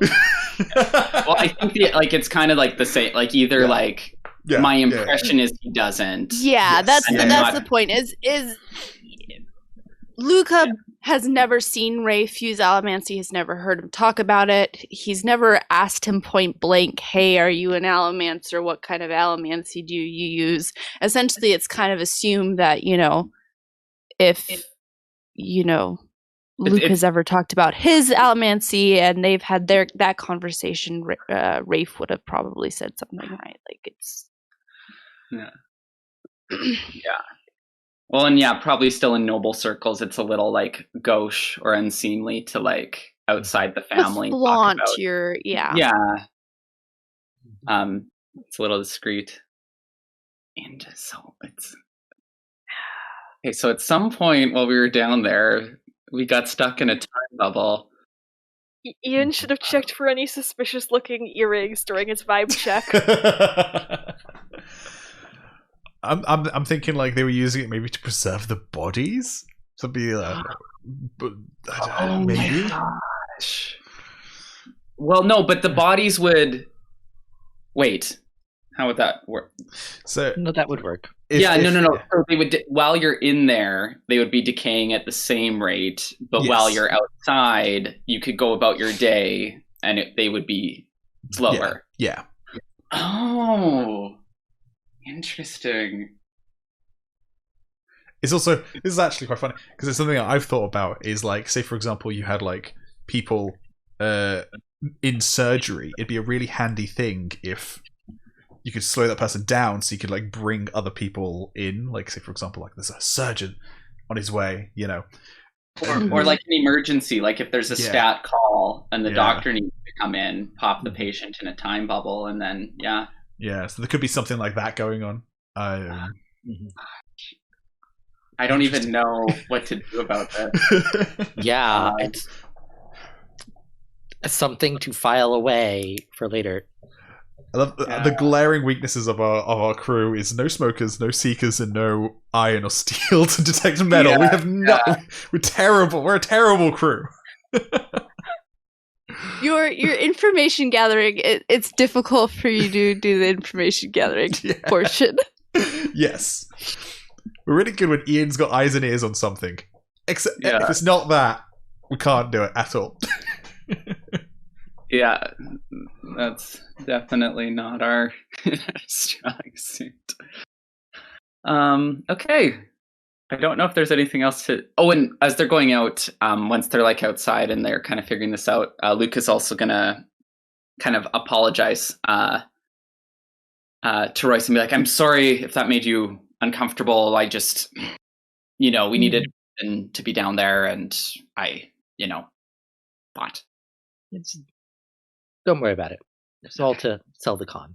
And we can, clear up any rumors. It won't be an issue. Yes. No issue. I have a quick question. So this is completely. So people know Luka is leaving town, and they'll probably figure out he's leaving town with Royce. But they're not gonna know he's gonna leave town with the rest of us, do they? No. So as far as going on anyone vacation, knows, yeah, they're going to the country. Yeah. Okay. Great to know. Thanks. Possibly stopping at a new spa. Yeah. They're just roommates. Just roommates, guys. Just roommates. We swear. Edie is going to love this episode. Yeah, she is. Hey, yeah. So I guess we'll try to reassemble with the crew and disclose. Yeah. The only thing that's nagging me is like Genevieve wasn't there, so if there would be a way for us to possibly like save her, but like I don't know how we could possibly tell like we know where she's going to end up if what happens, but my brain is like, and I don't know if Natasha's prepped for this. Is my brain is like, if you could tell me that Cassandra's in there and dead, I'm going to be like, I think we should like, I want to like try and go in and break in and like I kind of want to like at night and like do something about it. When we were there, does it look like they're just storing the bodies there, or did it look like with the room that they were also doing whatever they were doing?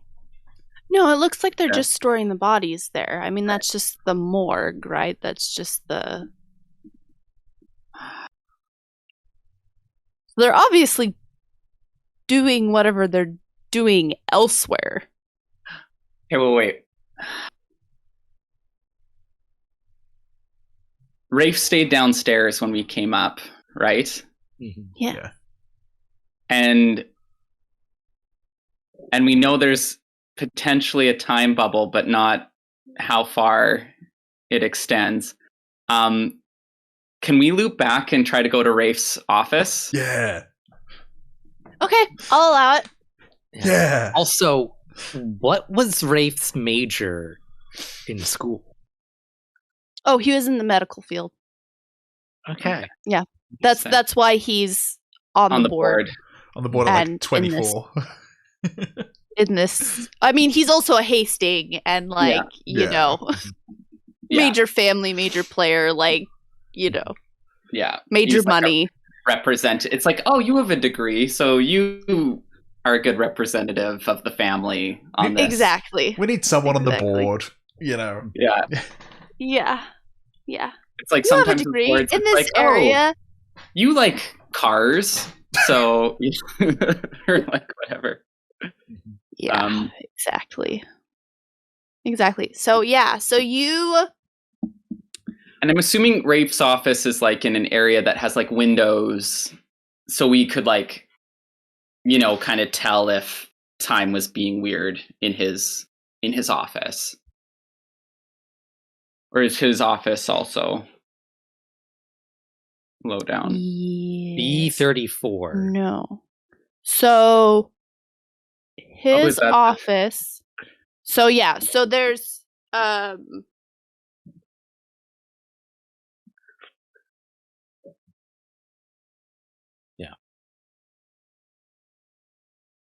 basement level 1 and basement level 2. Yes. Oh, okay. Gotcha. Okay. So yeah. Yeah, and then on top there's that main auditorium and like sorry, my brain was doing a thing.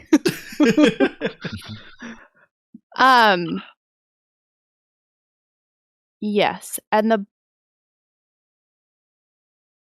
bubble seems to be like you would be able to figure out that the bubble seems to be focused around the medical building itself. That's a very large bubble. Interesting. But I feel sorry for all of those students because they're going to miss a final. And slow bubbles. This is maybe. Was it that slow bubbles could be larger than? Yeah. They are larger. Yeah. Like Marisize is like the size of a large room, whilst Wayne's is like 2 Yeah, people. because Marisai in the first book was able to like capture that whole like warehouse or whatever, wasn't she? It was like substantial amount of the like the middle of the warehouse. Yeah. Mm-hmm. So anyway, so yeah, maybe we'll try to loop back and sneak into. So we're thinking, if we're going back into Rafe's office, we're likely also going back into the bubble as well, potentially. Yes. Okay. Can we see like the edge of the bubble? No, Because like there's usually like some sort of detectable haze at the edge. If you know what you're looking for. I'm going to have you roll wits. I do want to be starting to burn tin. Okay. Yeah, so you can add that as a die, or you can just roll your 10 instead if you'd rather. Rather wits than plus 1 is more than my tin rating. So. Okay. So, I have a thought, but I'm not there, so I don't know. What's the difficulty? It is a difficulty of 3. 3. Okay, and I have 6.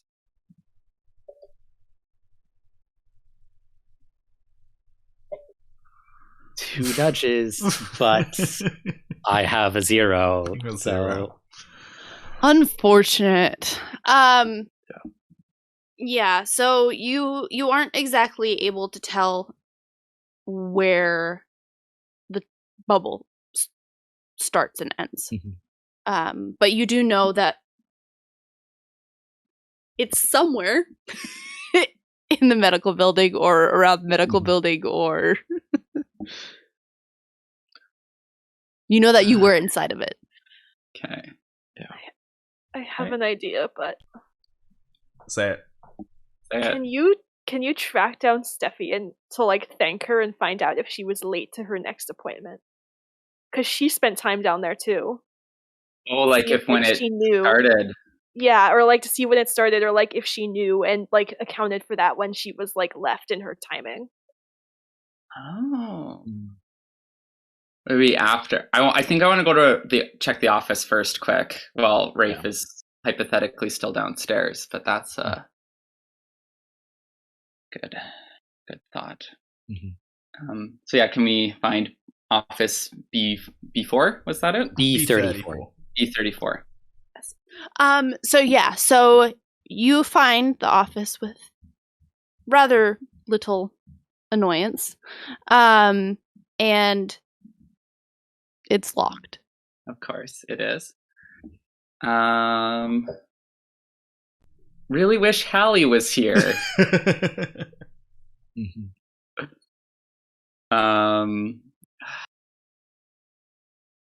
And she just kind of wandered off. Could you use Electrum for this? Like, you would need like a lockpick. Yeah. I was thinking you could see which does the thing, but you don't have a lockpick. Mm-hmm. No. And I'm keeping an ear out with my turn burning to see, so we have a heads up if anybody approaches. Just trying to think if there's. I'm gonna look at my. I don't think I wrote down my inventory on my document, so I'm just gonna actually open Roll20.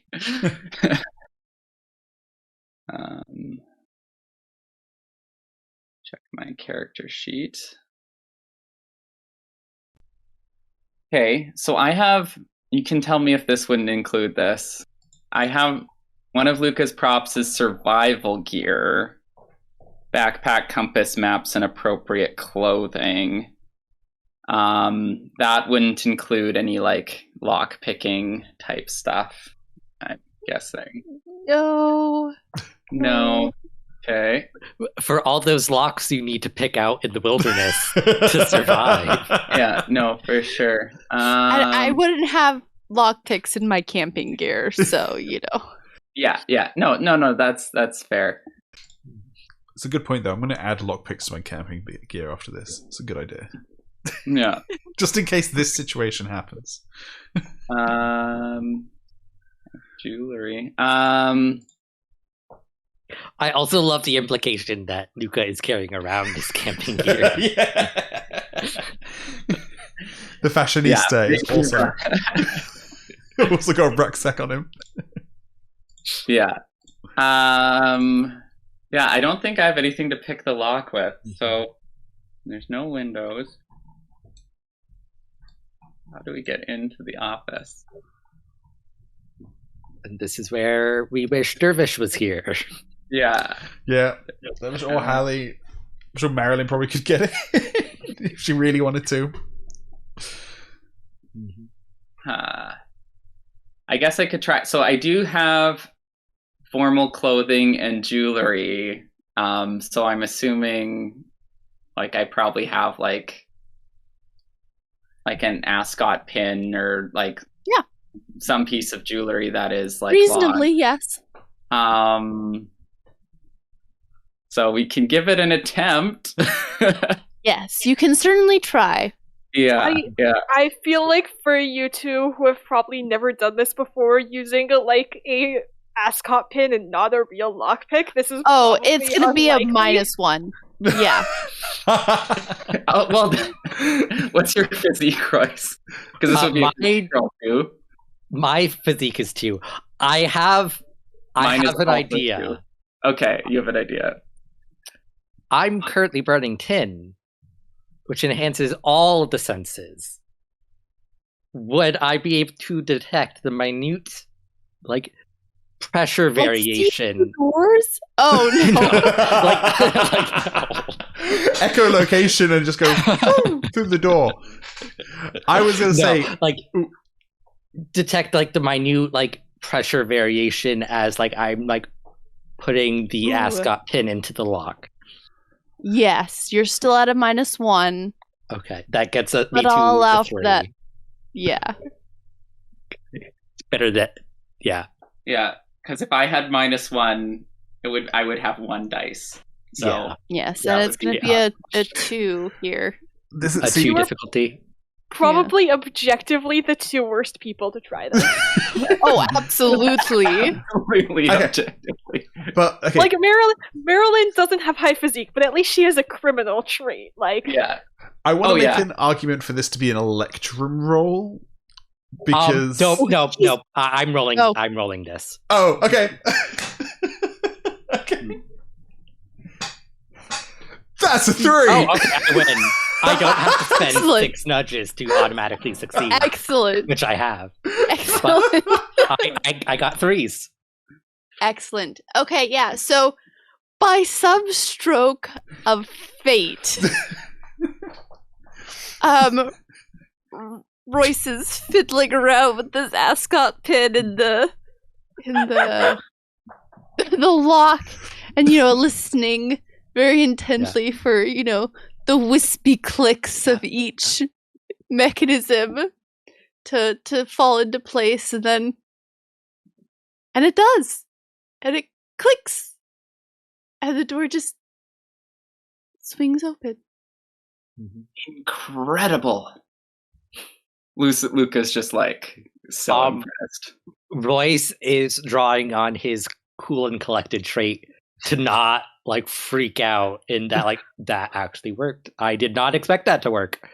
Okay. When we tell the others that we did this, Royce, they are going to be so impressed. Yep. Right on. Okay, so let's discreetly I take a memory of what the office looks like now in case we move everything. Perfect. And Luka will get his electrum going again, just to give that warning. And I think as we're looking, we'll be careful about like looking at one thing, putting it back, moving on to the next. So we're not like we're minimizing what we would have to like put back in place if we're what? Right. Okay, I'm going to have you roll.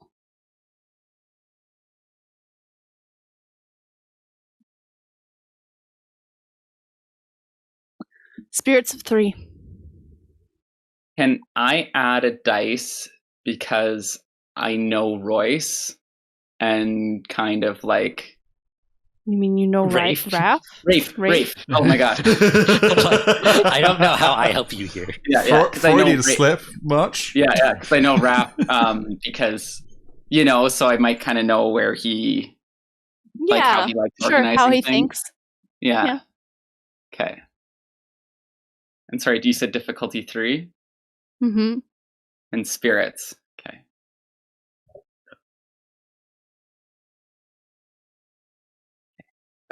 And information acquisition does not work for this, unfortunately. 3 No, and a nudge. Yeah. 3 and a nudge. Woo! Oh. I just scrolled down my character sheet and was reminded I have the lie detector trait. Wait, I wasn't running 10 when I made those rolls, so never mind. I am no longer upset at myself. Okay. So spirits. Do I get a +1 for burning tin at the moment? Actually, yes. Okay. Because this is something different now for you to pick up on. 4s. Finally, you're making spirits rolls. Yeah. Woo! Okay. So first, Luka, you are looking around the office, and you are picking up things, putting them back, picking up things, putting them back. And your hand, you kind of like feel around the inside of like one of the vases.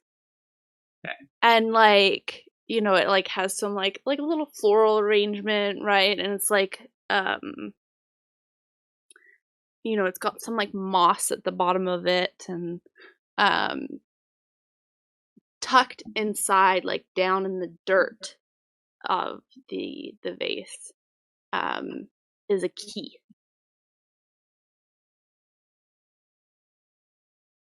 Excellent.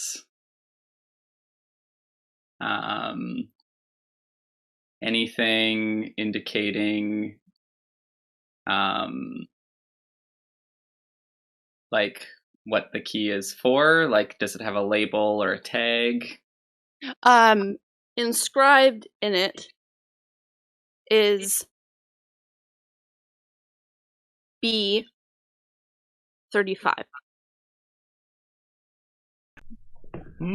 Go to the office next door.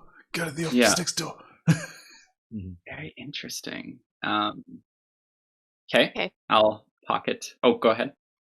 Royce, the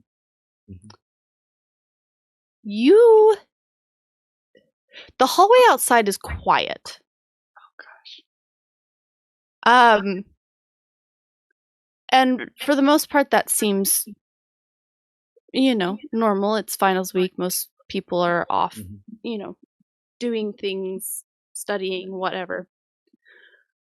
And then you hear footfalls, but they're not human footfalls. They're the footfalls of a dog. And it's coming down the hall right towards you. Oh no. I'm assuming we closed the door behind us. I'm going to motion for like Luka to like stop moving and just like you hear like the four padded feet pause outside the door. And there's kind of like this moment of quiet. Mhm. And there's a dink. And then it continues on.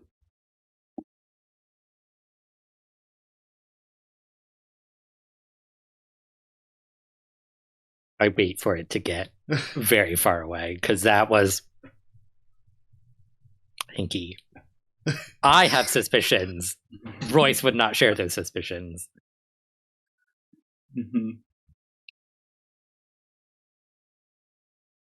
But I think that would kind of spook Royce, and let's like wrap up here. Mhm. Should we try next door? Yeah. Okay, let's do it. I'm assuming like the door is like right next door. Oh yeah. Mm-hmm. Okay. So we'll, So as you step outside of the door, and as I'm stepping out, I'm gonna let my Electrum Shadow like go first to see if it like there's nothing. reacts to it. Okay. But on the ground, Royce, and just Mhm. because you know something is going on, you notice a copper clip. I pick it up, but I don't check it yet.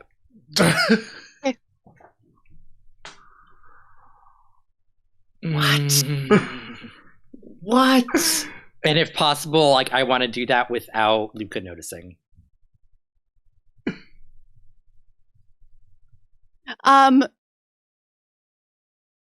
Matt, Mm-hmm. would you like to say that Luka just doesn't notice, or would you like to roll?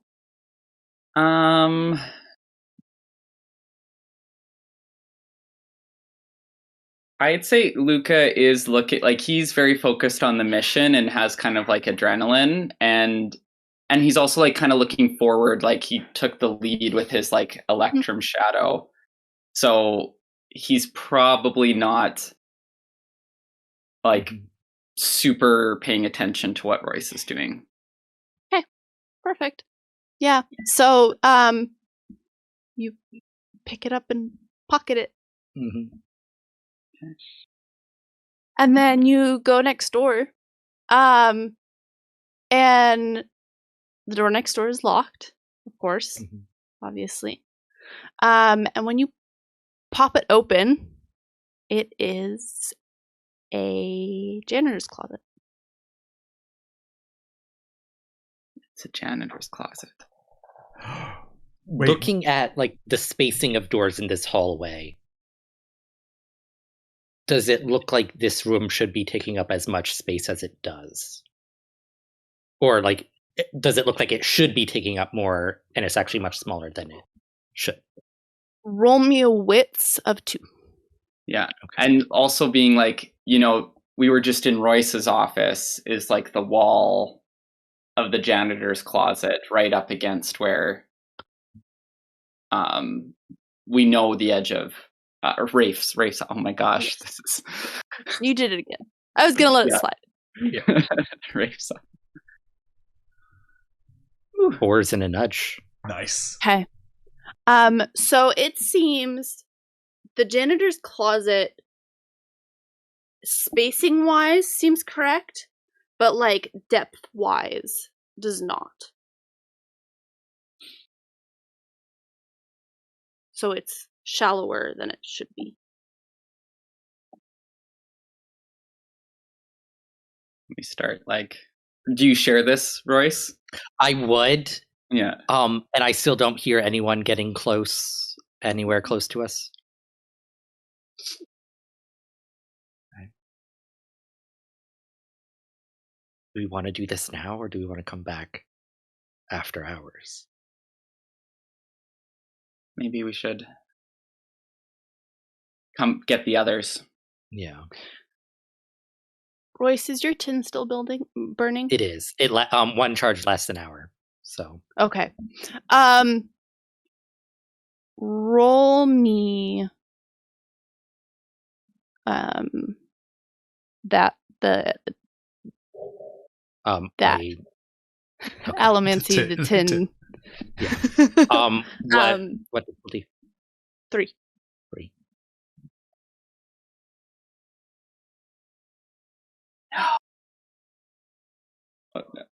Oh no. I got 1 nudge, which brings me to 9 nudges. I'm going to spend them all to succeed.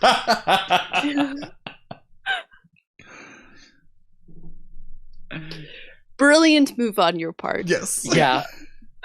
Brilliant This felt move on your part. important. Mm-hmm. You hear just like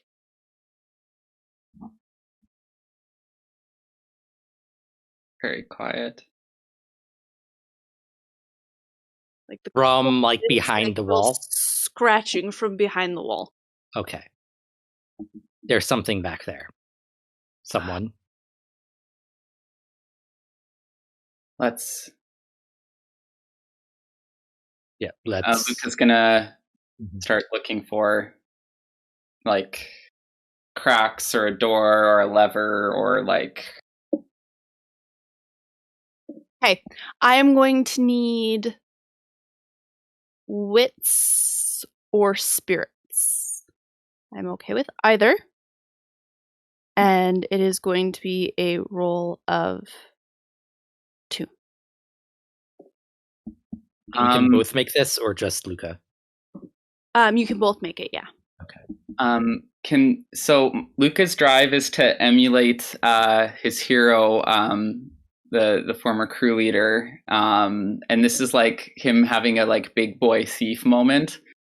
So yes. can I add that drive? Absolutely. Okay, beautiful. Absolutely. And looking out for the little guy would work here too. Okay. And you said challenge 2? Yes. Okay, yeah. Go first. Okay. Just a nudge. Okay. So that's what's +1 is 6. Using 3 nudges. Wow. I spent them all so I wouldn't feel bad at the end of the session when I lose them all. But now I have more. Yeah, so Royce finds that one of the shelves, you can remove the items on it and then pull out the shelf. And then there's like a door that you can remove or like open. And that's what holds it in place is the shelf. It acts like a bar. And behind the door, Genevieve is sitting there. She is bound with her hands behind her back, gagged, and she has been scratching with her fingers on the wall. And that is about all the sound she can make. Okay. And she looks at you with her huge green eyes, and she... Luka's gonna be like, shh, and he's gonna like lower the gag and start like untying her. And she stays very quiet. Okay. And then it's just gonna be like, let's get back to the place. Yeah. And he'll take off his like coat and when she's untied, like offer her his coat to like put on over whatever's going on. And Royce will send Luka and ahead. He will rearrange everything, close the door, the secret door, put everything back, lock the door, put the key back into the pot, and then lock the door and close it behind him before following. Perfect. Okay. And yeah, and Luka will keep his, I think, I need to look up how long Electrum lasts, but he'll keep his shadow going as long as it can to, you know, until they're like kind of off campus. Yeah, and when you get outside, you notice that bubble has kind of, it's ended, and that your watch is probably a couple hours behind. So you've definitely lost some time. And you're still not sure what was going on there. Yeah. But something was going on. Yeah, and you make it off campus safely. Oh my god! Oh my god! Yay! Yeah! Yay! we saved Genevieve, but oh my god, That was tense. that was tense. I'm glad you guys didn't leave and go back. Yes. Yeah. Leave or go back, and that Ian spent The nudges. 9 nudges. 9 nudges. Because I was like, oh, he's gonna hear someone coming, so we should like leave and come back. That's also what I was thinking. Because regardless, you were asking for a role. We're at a tense situation. I need to succeed. Mm-hmm. Okay. Yep. So yeah, I guess we go back with Jenny to the brass ladle, our compromised hideout. Yeah. And Genevieve, once you're kind of to a safer location, she breaks down sobbing. And she doesn't seem to care where you're taking her. She's just sobbing, and she vaguely remembers meeting you before and that you were around the brass ladle, and so she's letting you, lead her, and she's crying. And Luka's just gonna try to be very reassuring, and I think he'll actually he'll at one point when they're kind of a distance away, he'll leave her with Royce off to the side for a second and hail a carriage just to and we won't go all the way to the brass ladle, we'll stop a block away or something, and then but perfect. and is she pretty messed up? What's she wearing? Is she surprisingly, she's fine for all intents and purposes. She she's clearly hungry, but she's not bruised or hurt or anything like that. For the most part, she just looks terrified. And it's genuine terror, as far as we can tell. Yeah. And she was locked up in a closet. She's been there for 3 days. It could be a long con. Just two days. saying. Yeah. I ate contaminated shrimp. Sometimes you do things to sell a con. Yeah. It's true. It's true. But yes, it looks like genuine terror. Okay. Okay, back at the brass ladle, Marelyn is upstairs, and she is waiting for Dervish to get off work, and in walks Ghost, and he seems to just at this point be walking in. He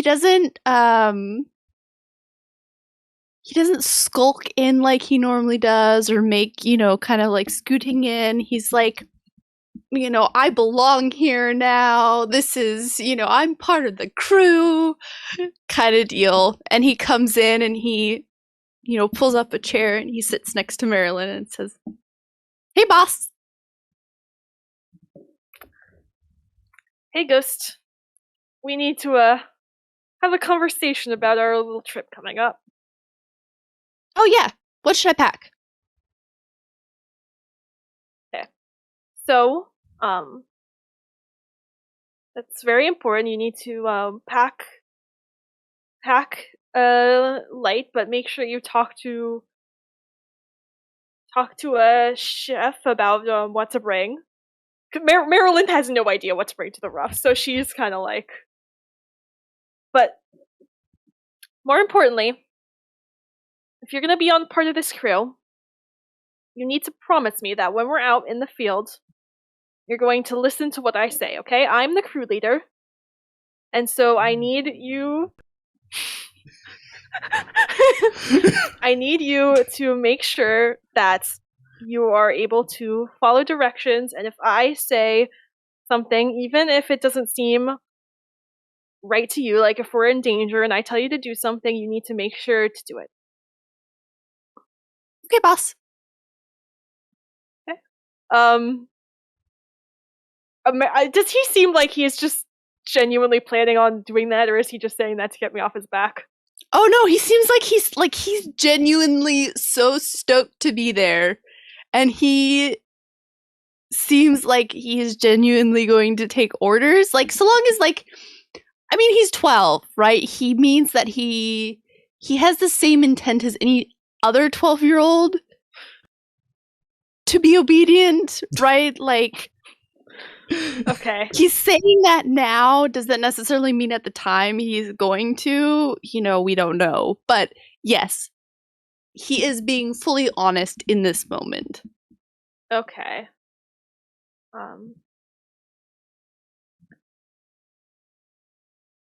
Okay. That sounds good. And I'm gonna like put my hand out for like a fist bump again. And he like, okay, so why don't you go downstairs and keep an eye out for the others? And then we'll talk, and we can make sure when we'll talk to Chef during the meeting about what you need to pack and make sure everything's good, and we can check over that. okay, sounds good. And he, kind of scrambles out of his seat and then, goes out and downstairs. Chef. Howdy. Dervish. You are finishing up at this point with, like, the majority of dinner. There's a few stragglers, right, coming in. But for the most part, the main chunk of things is done. Yeah. I'd head off early, Oh. Yeah. Yeah. And are you going to go upstairs to see Marelyn, or are you going to speak to... what order are you Ben wanting to do this So in? I want, speak to Marelyn. When are we planning on leaving? Like, tomorrow? Like, is... I think it was it tomorrow, or was it a couple of days? Because it was a couple of days from, like, yesterday. So, like, would that be tomorrow? So I think you have, like, another day or two. Alright, I'll go to Marelyn then. I'm, like, still psyching myself up to talk to Leah. Yeah. Okay. Okay, yeah, so you go upstairs, and just as you're, going in, Ghost's coming out, kind of gives a little nod to you and takes himself downstairs. I give him a little begrudging nod back. And yeah, then I head into the room. Marelyn, how you doing? Doing okay. Just having a talk with Ghost about our trip. We'll need to... I don't really know what to pack to the rough, so we'll need some advice on that, as will he. Oh, okay. Yeah, I'll God, is he really going to be coming with us? Okay. Yeah, I'll I don't really know, I lived there for most of my life, but I haven't been there in so long. I don't know what to take. I guess a big hat. it's warm out there. And it'll keep the sun off you. But now I'll think on that. Probably want some water supplies. Because it's not like the basin. I'd imagine Ghost is probably like going to hear that and buy like the biggest hat possible. Like so big it like doesn't even really fit on him. Like Sombrero. Yeah. Shy. Yeah. So Marelyn, did you manage to get rid of our spoils from our previous venture? I didn't take out the gold, put it on the table. Excellent. We'll have to split it 5 ways before we go. I imagine your share is just gonna go here again. Yeah, I'll just stay here. I'll have our money people, incorporate it somehow as they like to, as they do. I've been wanting to talk to you as well, actually. After the other night, I've never really asked what happened between you and Eddie. I know you guys kind of went your separate ways, but what's going on there? He was just disappointed when I tried to leave this life, and all those years of taking me on cons, I just wasn't really interested in seeing him anymore. I didn't realize you tried to leave this our business. I spent some time at a soothing parlor, but that didn't work out. That's a shame to hear. So you guys are on good terms then? Who are you? Is it just a bit awkward? We don't speak much. Okay. How do we have to worry about him, do you think? I've been trying to get in touch with him, but I expect if anything he'll just disappear. Yeah, he's pretty good at that, I remember. Yeah, that's all I had. So yeah. Unless you had anything else, Grace? I was just gonna say, if you wanted, you could possibly, if you thought Dervish would be suspicious at all, you could check to see how Marelyn is acting to this line of questioning. Okay. also, I'll point out to Grace that Yeah. revealing a secret is a point of character advancement. Nice.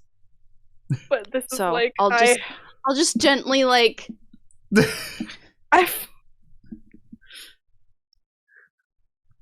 but I'll leave that up to you. think for now she's maybe being a little bit noticeably cagey. I don't know if Dervish would want to read into that, but I think Ben noticed that. And I was if I didn't know better, I would think you would knew something, and that's why you were asking about this. When you said that, I was like, oh, did he somehow find out as a player? I haven't found out anything. I was just curious. I just wanted to know more about your backstory because I was curious. Okay. But I think Marelyn would not spill this secret, especially right now. Especially to him. Okay. Oh, now you've. Now I want to make a roll. Do I want to see if she's being intentionally cagey? I don't know. I feel like I'd respect people's secrets. I feel like I'm the kind of Dervish is the kind of person who sees that someone's hiding something and isn't going to push too hard. This was, even asking this, I was like, oh, maybe this is a bit much, but Okay. So around that time, Ghost comes running up the stairs and into the room, and he says, "They're here." Who's here? You gotta be more specific, Ghost.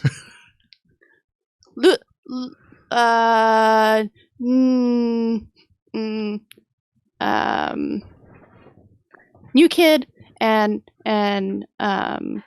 Moneybags and the girl Jelly. They've got Jelly with them? Yes. Oh, okay. I kind of get up to almost, and right shortly behind him, here comes Luka and Royce, and with Jelly just Yeah. between them. Luka's gonna see Ghost and say, Ghost, would you mind taking this lovely young lady and getting her some food and something warm to drink? I can do that. Okay. And he'll kind of gesture for Genevieve to follow Ghost down so the group can talk quick.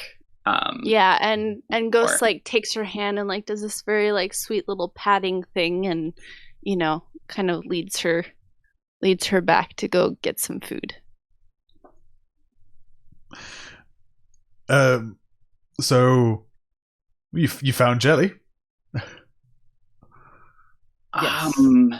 Behind a false wall in a janitor's closet that was locked by a key hidden in a flower pot.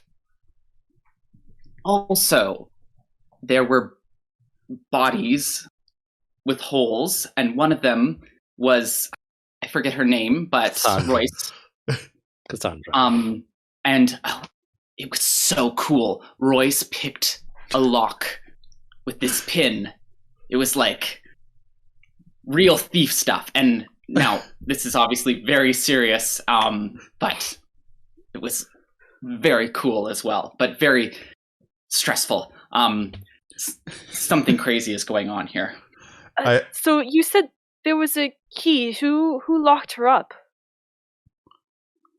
It was the key was in Rafe Hastings' office.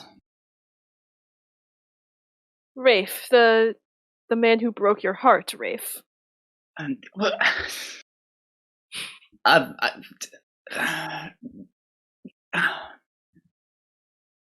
And she said it like she already didn't have the greatest impression of Rafe, because like Marelyn like sort of teasing Luka, but it's almost like in this moment like only I can make fun of him and hurt him kind of way. Like if other people break his heart, they'll pay. I wouldn't say broke. We parted, and I can't believe he's mixed up in something like this, like it's... Yes, because he seems like a man of such wonderful character. Yeah, well, there's a difference between, like, a jerk and, like, stabbing holes in people's bodies, right? Like, there's levels. Connect. Well, I've got my resting Kolos face is on full right now. It is. I am a very unhappy looking man right now. So regardless, the high nobility is involved in this somehow. If Rafe is, whatever's going on here. Mm-hmm. This was all at the university medical building. Yes, it was certainly a more illuminating trip than anticipated. And there was a time bubble. We went inside and then came out, and like hours had passed. Look at my watch. And he'll point at his watch, and he'll point at the clock on the wall. Your watch is definitely wrong. Yes. And I know you might think it would be wrong because I'm always late, but that's not why I'm usually late. Royce will also show his pocket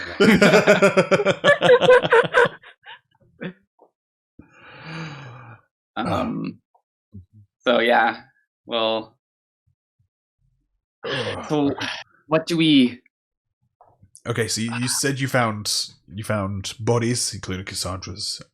Yes, breaks my heart to hear. But okay, and there was holes in the bodies. Mm-hmm. And were they like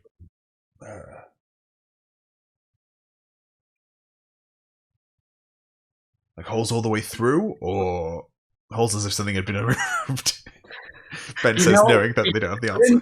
We couldn't quite tell. I'm not an expert in spikes in bodies. Royce would like begin like referencing like the locations, like the ones that seem to be repeated a lot, and like see if that sparks anything. Some of those feel familiar to Dervish, others do not. I'd probably know like the super like the main body ones, because I think that's where the Kolos have their spikes, is like in the ribcage. Has Royce shared with the group what, like, the little bit he got when he like checked the unsealed metal mind? He gave you like the overview. It's like a copy of like Saren's collection, and that there seem to be other plates in there, but not that it might be. There might be some hemalurgy info in there with you. I did not make any notes about there being potential hemalurgy stuff in there. Maybe I mistook that. Maybe that was a guess on my part. You know, I heard from a contact today that more people than usual are asking to purchase spikes. Wait, more people? There is a usual amount of people? There's a market for everything, Luka. I'm sure people request that sort of thing often. Or at some points, but this is so scary. Yes. We'll have to take Jelly with us, of course. She knows too much and will probably be in danger if she stays, right? And I think we'll need to interview her sensitively and see what else she can tell us. I agree. Do we want to do it all at once, or should we just have one person? This isn't my forte. Should we just have one person talk to her? Or should we get her back in here? I think maybe if one person wants to take the lead, but the rest of us can stay and listen in case. And perhaps Ms. Dramali can soothe some of her emotions, calm her down.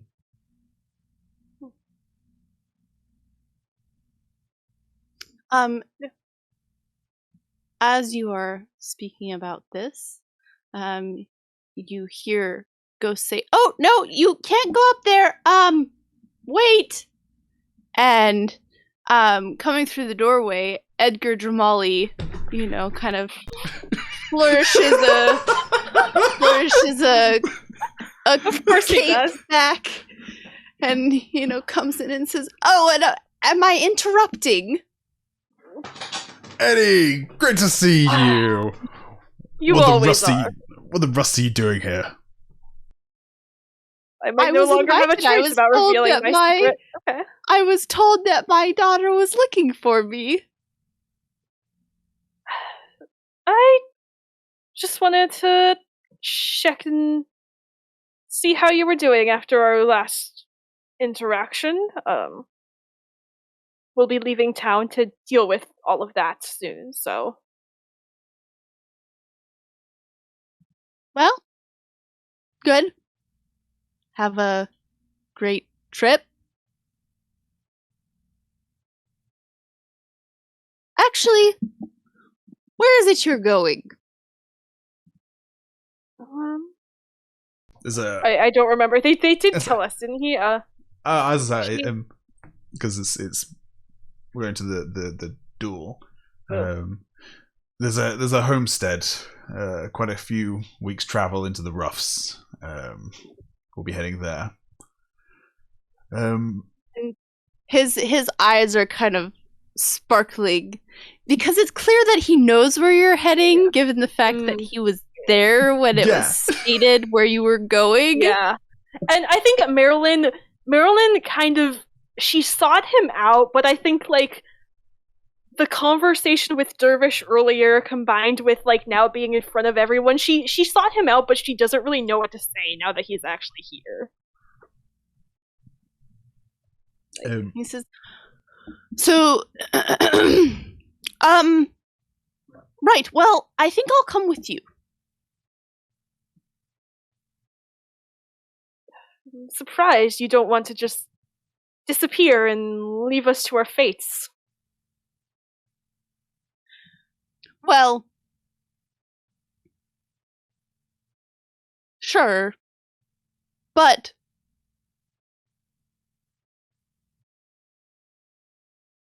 I have other reasons for wanting to get out of the city.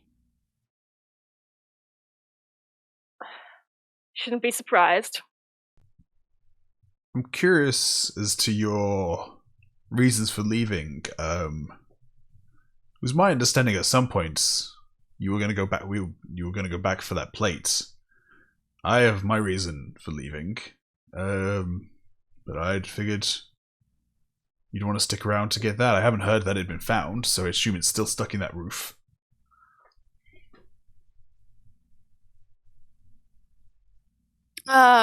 Yes, I have a team on that. Okay. A team you trust? Yes. Okay. As much as he can trust anyone.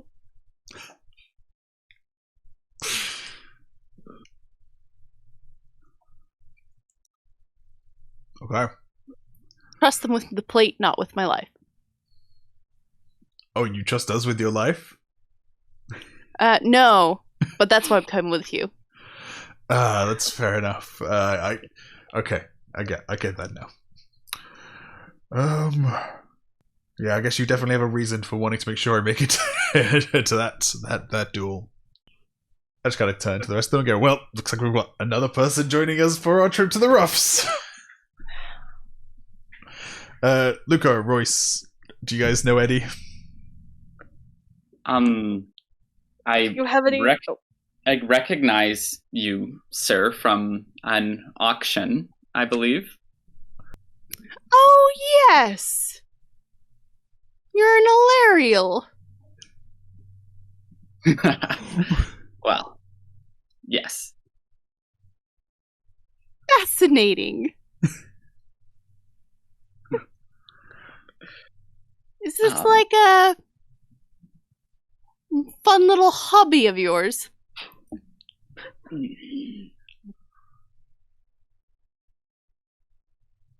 I mean, I wouldn't say hobby. I'd say more of a... Go ahead. I think Marelyn is going to jump in here and be like, he is a very valuable member of our team, and you should not disrespect our team if you're going to come with us. And it's probably the first time she's ever complimented Luka like that. It's only because Eddie is here, and she is, like, annoyed by him and wants to, like... Luka's, like, just delighted. Oh, well, pardon me then. Good Sir Alarial.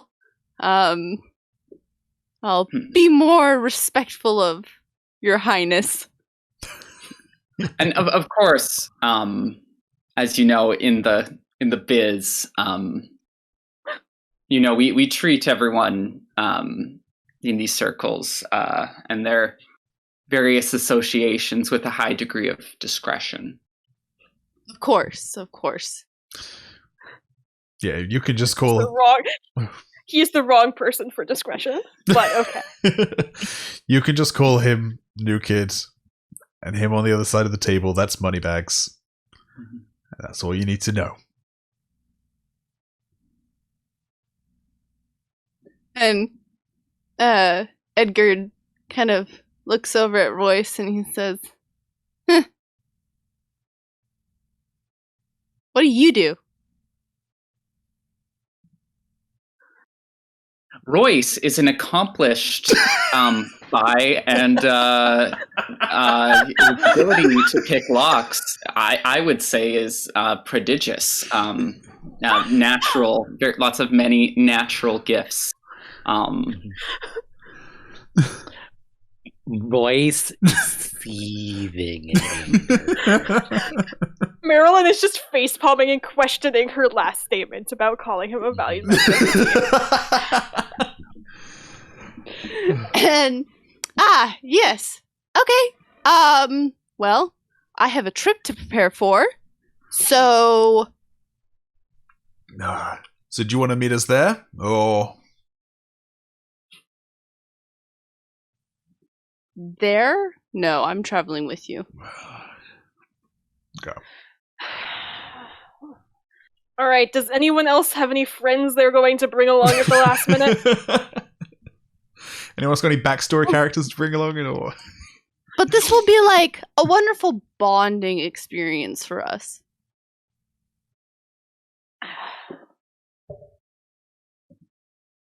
I guess You it's know, like another... the old days. Yes, when you dragged me along to your jobs. I remember. Except this is the other way around now. You don't have to come. I would argue that I mean, come on, Eddie. We've worked together in the past. You trust me, right? I'm saying about I'm as going. far as I can throw you. Yeah. And Eddie cannot throw Dervish, probably at all. Yeah.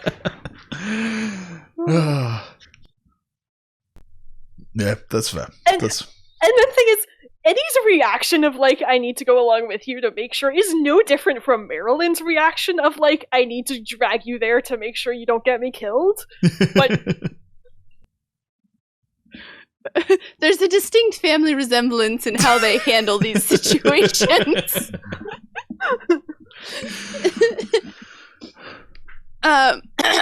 Yes, but Eddie kind of, he has... His cape doesn't match the rest of his outfit, which makes you, like, wonder where he got it from. It's, kind of this crushed red velvet. And it's obviously new because he keeps, like, doing this, like, little, like, swooshy thing with it. And then, he says, well, I will see you day after tomorrow. And then he swooshes his cape and makes his exit. As soon as he's out and away, Royce is going to turn to Dervish and say, and that is why you not reveal the location of a safe house to people you don't trust. Unexpected disturbances. Yeah, I think we've very thoroughly burned this as a meeting place. And revealed mine and Luka's association. Yeah, speaking of revealing people's associations, Luka, there's a reason we use code names around people. Do you mean when you mentioned Luka and Royce? I didn't. You said the names. You said Luka and Royce first. No, didn't he say? I said Moneybags and New Kid. Before that. Oh. Before Luka spoke, you said Luka and Royce. And Marelyn is slipping into the background, being like, okay, they're arguing with each other, they're not turning on me because he's my dad, and I was the one who was, like, asking for him, I'll just stay silent. Royce. Luka's just gonna be like, I'm going to go check on Genevieve. Yeah. Because we didn't just have someone burst in. Yeah. Here. You could not have thought of a more Eddie Dramali way for him to, like, come talk to me. I'm going to keep arguing with Royce. That, look, subtlety isn't my strong point, okay? I've noticed. Yeah. And then, Okay, so, so who is talking to Jelly? All of you? One of you? I was like, Luka, did you say you left to go check on her? Yeah, I was gonna go check on her and bring her up and make sure, Edgar wasn't distracting us while a SWAT team came in and No. So yeah, so you, Luka, find her eating, Ghost is actually talking to her, and she seems to have calmed down. And Ghost is just talking about actually like a toad that he found the other day, and he's describing it in great detail. He's like, yeah, it had like these like bumpy spots, but they were like this strange mucusy yellow kind of color, and it was just like really cool. But this toad, like, it didn't really hop very high. It just kind of like more like slurped along the ground. I think it was sick, but I don't know. I didn't touch it because that wouldn't be very smart. And he's just kind of prattling on, but you're kind of getting the sense, Luka, that as he's talking, that Jelly is relaxing more, and that's why he's talking. And yeah, and so she eats, and you come up to her, and she's kind of, mellowed. And she looks up at you and she says, I wanted to thank you for before. Yes. And sorry to interrupt you from Ghost's enchanting company. But if you're up to it, we have reason to believe you're not the only person this may have happened to or may be happening to, and we're kind of looking into it. So would you mind coming upstairs and sharing what you know or what you witnessed with us? Of course. Should we be reporting it to the Connors? Let's go through what happened first, and then we can take one step at a time. All right. And she follows you upstairs, and Ghost comes along and he carries like her cup of tea that she's been drinking, and he just kind of, comes after. And she, Royce and Dervish are still having it out.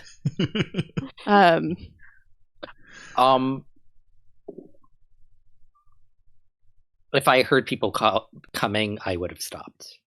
Okay, so you quiet down, and Luka brings in Genevieve Jelly, and she takes a seat, and Ghost puts the cup in front of her, and then he goes and takes his seat at, a different side of the table.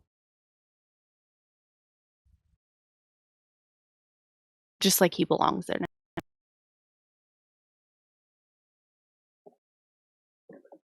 I would like to start burning tin. Okay. Just so I can... I'm gonna... Just in case any lies slip in. I'll burn brass, but I'll let Luka do the talking, I think. Oh, I was gonna think Marelyn or Dervish might want to. But I mean, I was just thinking that I might take Ghost out because if I tell him to leave, he's not going to. But this is kind of okay. I'm like, I do have it. Yeah, okay. The listening ear. Yeah, my empathetic ear. So I'm supposedly good at this. Okay. I'm just gonna tell Ghost. I'm just gonna be like, Ghost, the adults have to do some talking. Could you go find something else to do right now? I think a very important mission would be to keep lookout, because we don't want any more unannounced visitors. Yes. We're not upset about our last visitor. We want to make sure you get a second chance to kind of prove, that you're a good lookout, Ghost. Ghost looks at you all. And he says, fine. I believe he in just you, Spook. walks I back believe out. in you, Ghost. He just walks back out and shuts the door behind him. He's definitely listening at that door. Yeah. I can hear if he's listening, presumably. Because I would have heard him walk away. Oh, he hasn't walked anywhere. This one. Okay. Marelyn didn't even bother because she's just sort of accepted at this point that he's going to be tagging along. So, I'm sorry. I only knew you as Jelly. Could I get your name? Jelly's fine. Okay. So Jelly, do you want to? These guys, they kind of gave me the rundown of what happened, how they found you, but how did you find yourself in that situation? Well, I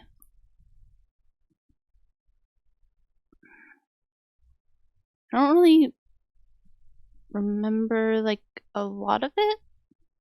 That's okay. You went through something traumatic. That's okay. But I remember,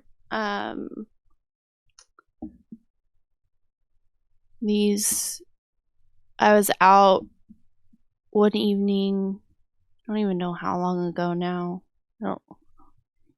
What day is it? It's Blur's Day. sorry. I don't know what the days they call them on schedule. That's perfect. It's the 5th. Well, a few nights ago, then I just was out at one of the other soup kitchens, and there were these people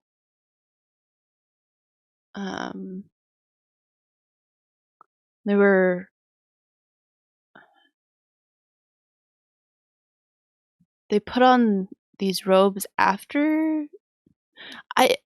we were talking, and I just, like, I felt safe with them.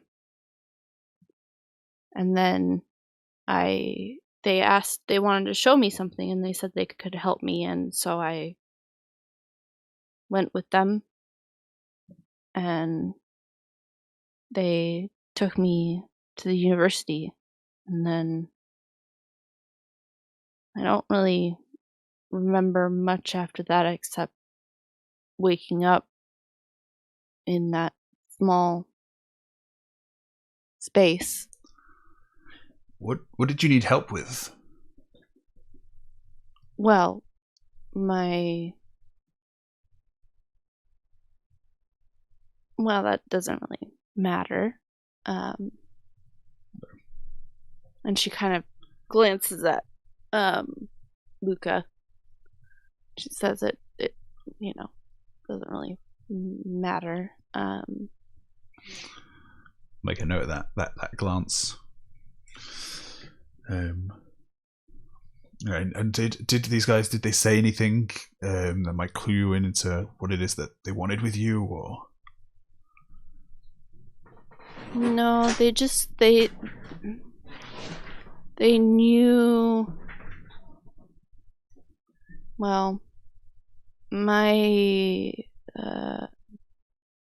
family had fallen on some hard times, which is why I'm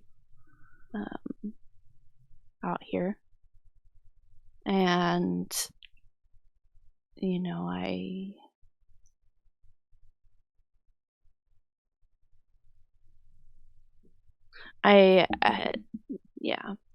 knew who I was, and they said that they were going to help me in.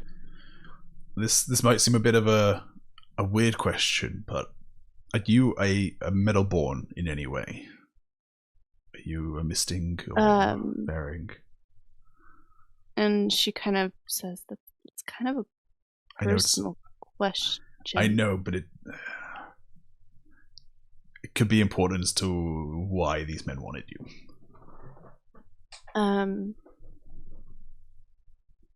It's okay if you don't answer right now. That's okay. That's okay. Roll me charm. Cool. Can I add my empathetic ear? Yes, and it's a charm of 3. Cool. So I have 4 charm plus 1. 5. Hey, I got 4. Excellent. And she says it takes her a very long time.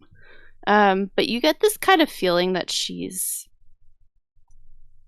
maybe a little naive and maybe a little bit more trusting than she should be. Although skittish, like she has a deep desire to be trusting and to think the best of people, despite things.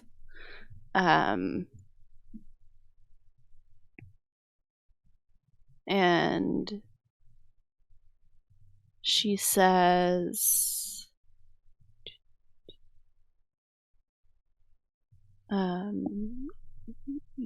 yes, I'm a misting. Okay. I'm burning tin right now. I'm assuming that's a factual statement, since I have the lie detector. Oh, yes. Okay.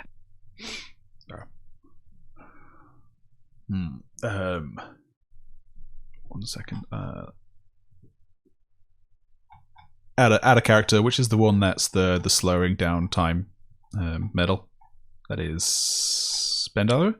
No, it's the other one. Cadmium. Cadmium. Okay. It's not but cadmium by any chance?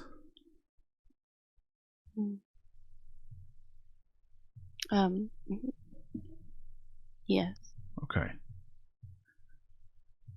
Okay. And did they give you any? Did you have any on you when you were taken?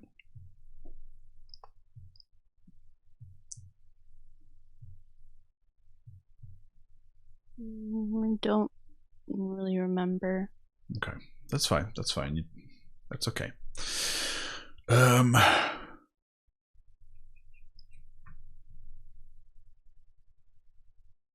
I said, we've. I think it'd be best, at least for now, if you wanted to. Do you have a place you can go? Like, you mentioned your family's going on hard times, but if you don't, this is a safe place that you can stay.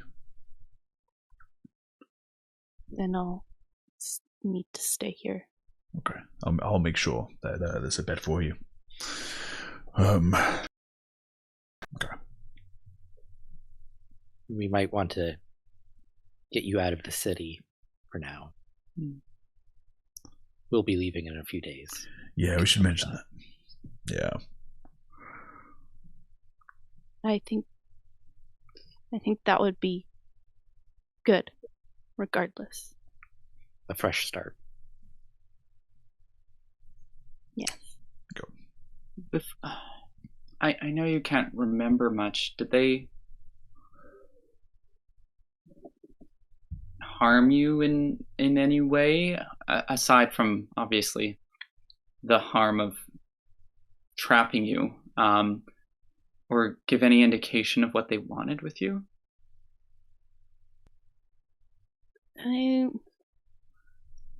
I vaguely remember hearing someone talking, but it was muffled and distant. And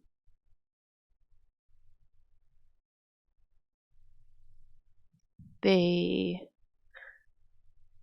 were talking about I dismissed it because they were talking about research, and I knew that we were on campus. But they we're talking about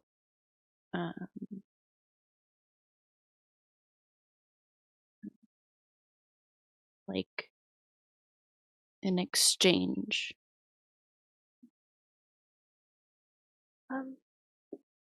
You said your family fell on hard times. What happened there? Well, I don't actually know. My my mother worked for well, my mother was a creative accountant. Ian, what's the bank you hate? First Zarna Bank.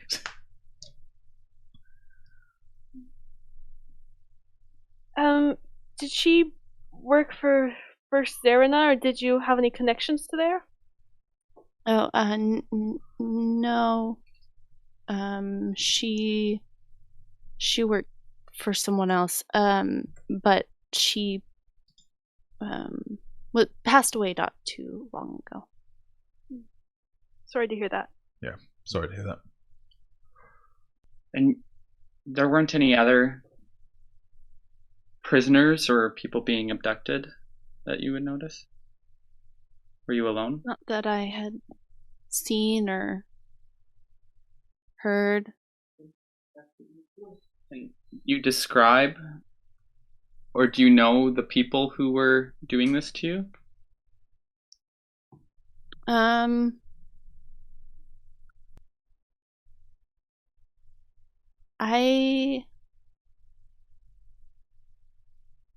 One of them,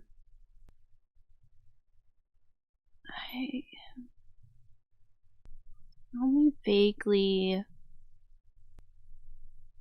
She just seems to be like grasping at nothing. Okay. Does the name Interior mean anything to you? The name what? Interior. It's the name of the consortium.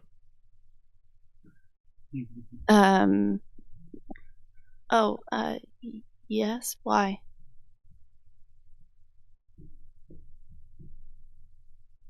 What does it mean to you? Well,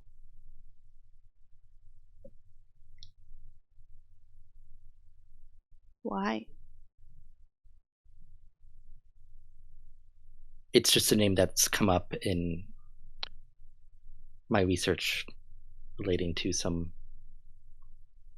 banking situations. She says my mother worked for technically a branch of theirs, sub branch. Okay. So I was in the right thinking. I just did not know enough about Ian's backstory to ask the right question.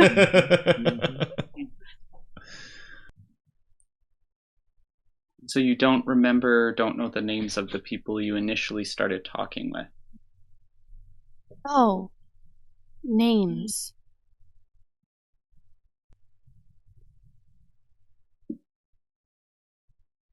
They didn't give me their last names.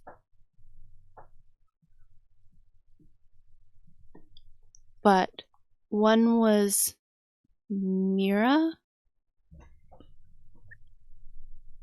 and the other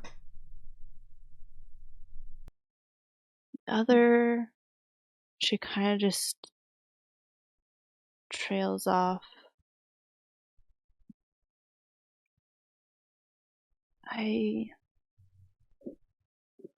Mira and Gavon. Okay. This was two men, you say? Maybe a woman and a man. Okay. During the tea that Luka had with his grandma, did Speth or anyone they were around call Mirabelle Mira for short? Not during the tea. No. Okay. Grace, I think. What? Oh, sorry, I couldn't. I haven't said anything. Okay. But Gavin was also the name of one of Beatrice's followers Oh. at the auction. Which that would clue for, like, Luka would know those people, right? Like, he would Yeah, you were there. recognize the name Gavin. And I think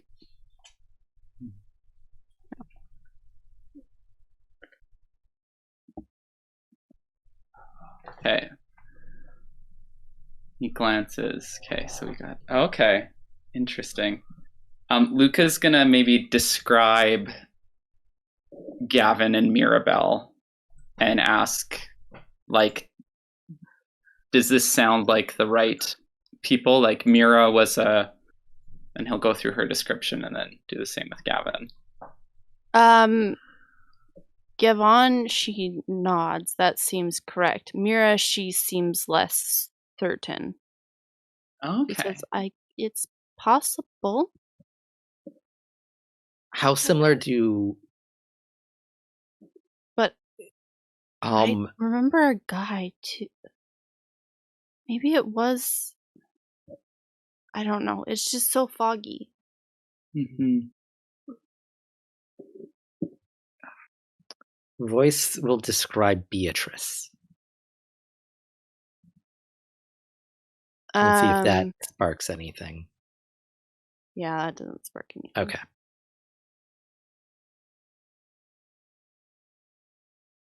Interesting. Okay. Right. Well, maybe you should get some rest now. And Mhm.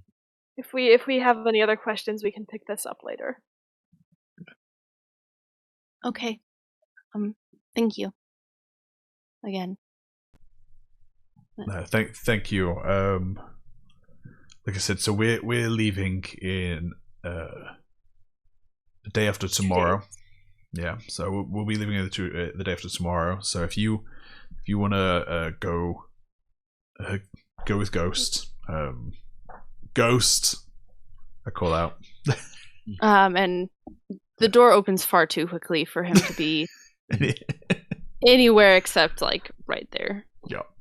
Oh yeah, I never heard any footsteps. I just assumed he was out there, you know. And could you make sure that Jelly finds somewhere to stay tonight, so that she's comfortable with, you know? Yeah, absolutely. Thank you. And he kind of comes in and he like gently takes her hand and then, leads her out. Oh, there's a buttload of stuff there, guys. Okay. Alright, so frustratingly, I don't know if we're gonna have time to do anything about this. Unless we go somewhere tomorrow. Well, I don't think we have time to Oh. dig into anything. Okay. we could speak with Gavin. Do we want to let them know that we're onto them? That we have that much information? I don't know. It just... These aren't villains. They're socialites. It doesn't make sense that these people would be mixed up with something. I think you're forgetting your Imperial history. Anyone's capable of anything. I'm sorry that your ex is caught up in this, Luka. But Marelyn mutters, I'm not so quietly under her breath. The Royce probably hears it burning tin, but I don't think any of the rest of you do. He did seem disappointed that we were there. I don't think he wants you to be involved with whatever he is, for your sake.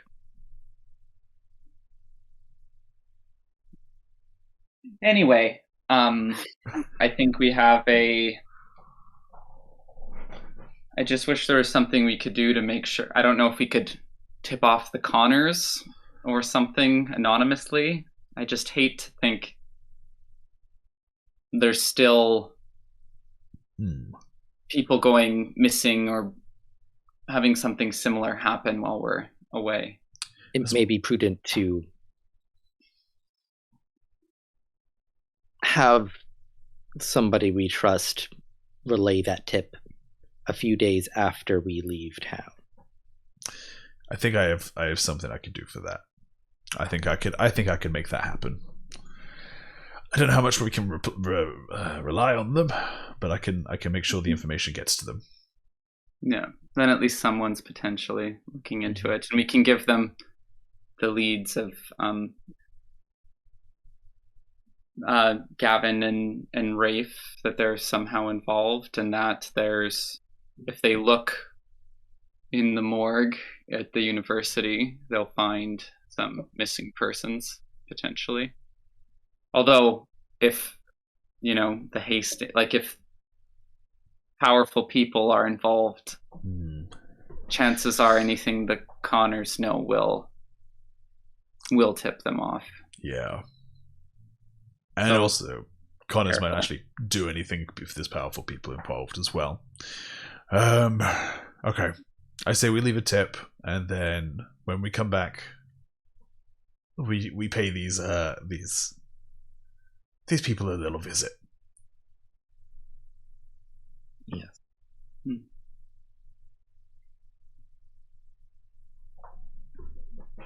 Okay. I think that's a good place to end the episode. That was a good shout with Gavin being one of Beatrice's. I even wrote down Gavin as one of Beatrice's things, but it didn't even clock with me to look it up. And he's the one who looked I hope I have. Right? Yeah, I hope I have the timing right on that. Yes, because you said it was earlier in the day that I saw Jelly being taken into the... Okay, good. Yeah, so he had enough time to do that, and then in the evening. Perfect. I was like, because I couldn't remember... Yeah, I couldn't remember, and I was like...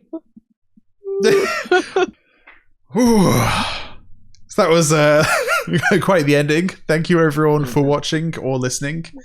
I hope you've enjoyed our 5th episode of Diceborn. Don't forget about our giveaways. The winner will be picked 1 week after this episode airs, and then will be announced in the next episode.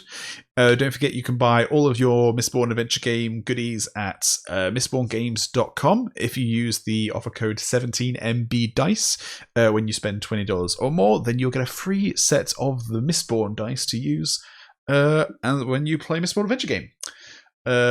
Thank you to Natasha for running this wonderful game for us. Thank you. And then you can find the rest of us at 70shot.com for your news, theories, discussion, and fun. You can find us on Discord, Facebook, Twitter, SoundCloud, YouTube, Spotify. And if you like our stuff, you can support us on Patreon. That should give you... And that gives you kind of a bit of a background on how we made this, because this is session 0 on there, and we might put some other things on there I think we've been discussing. We'll see. So stay tuned for more, and keep rolling those dice. Bye. Bye.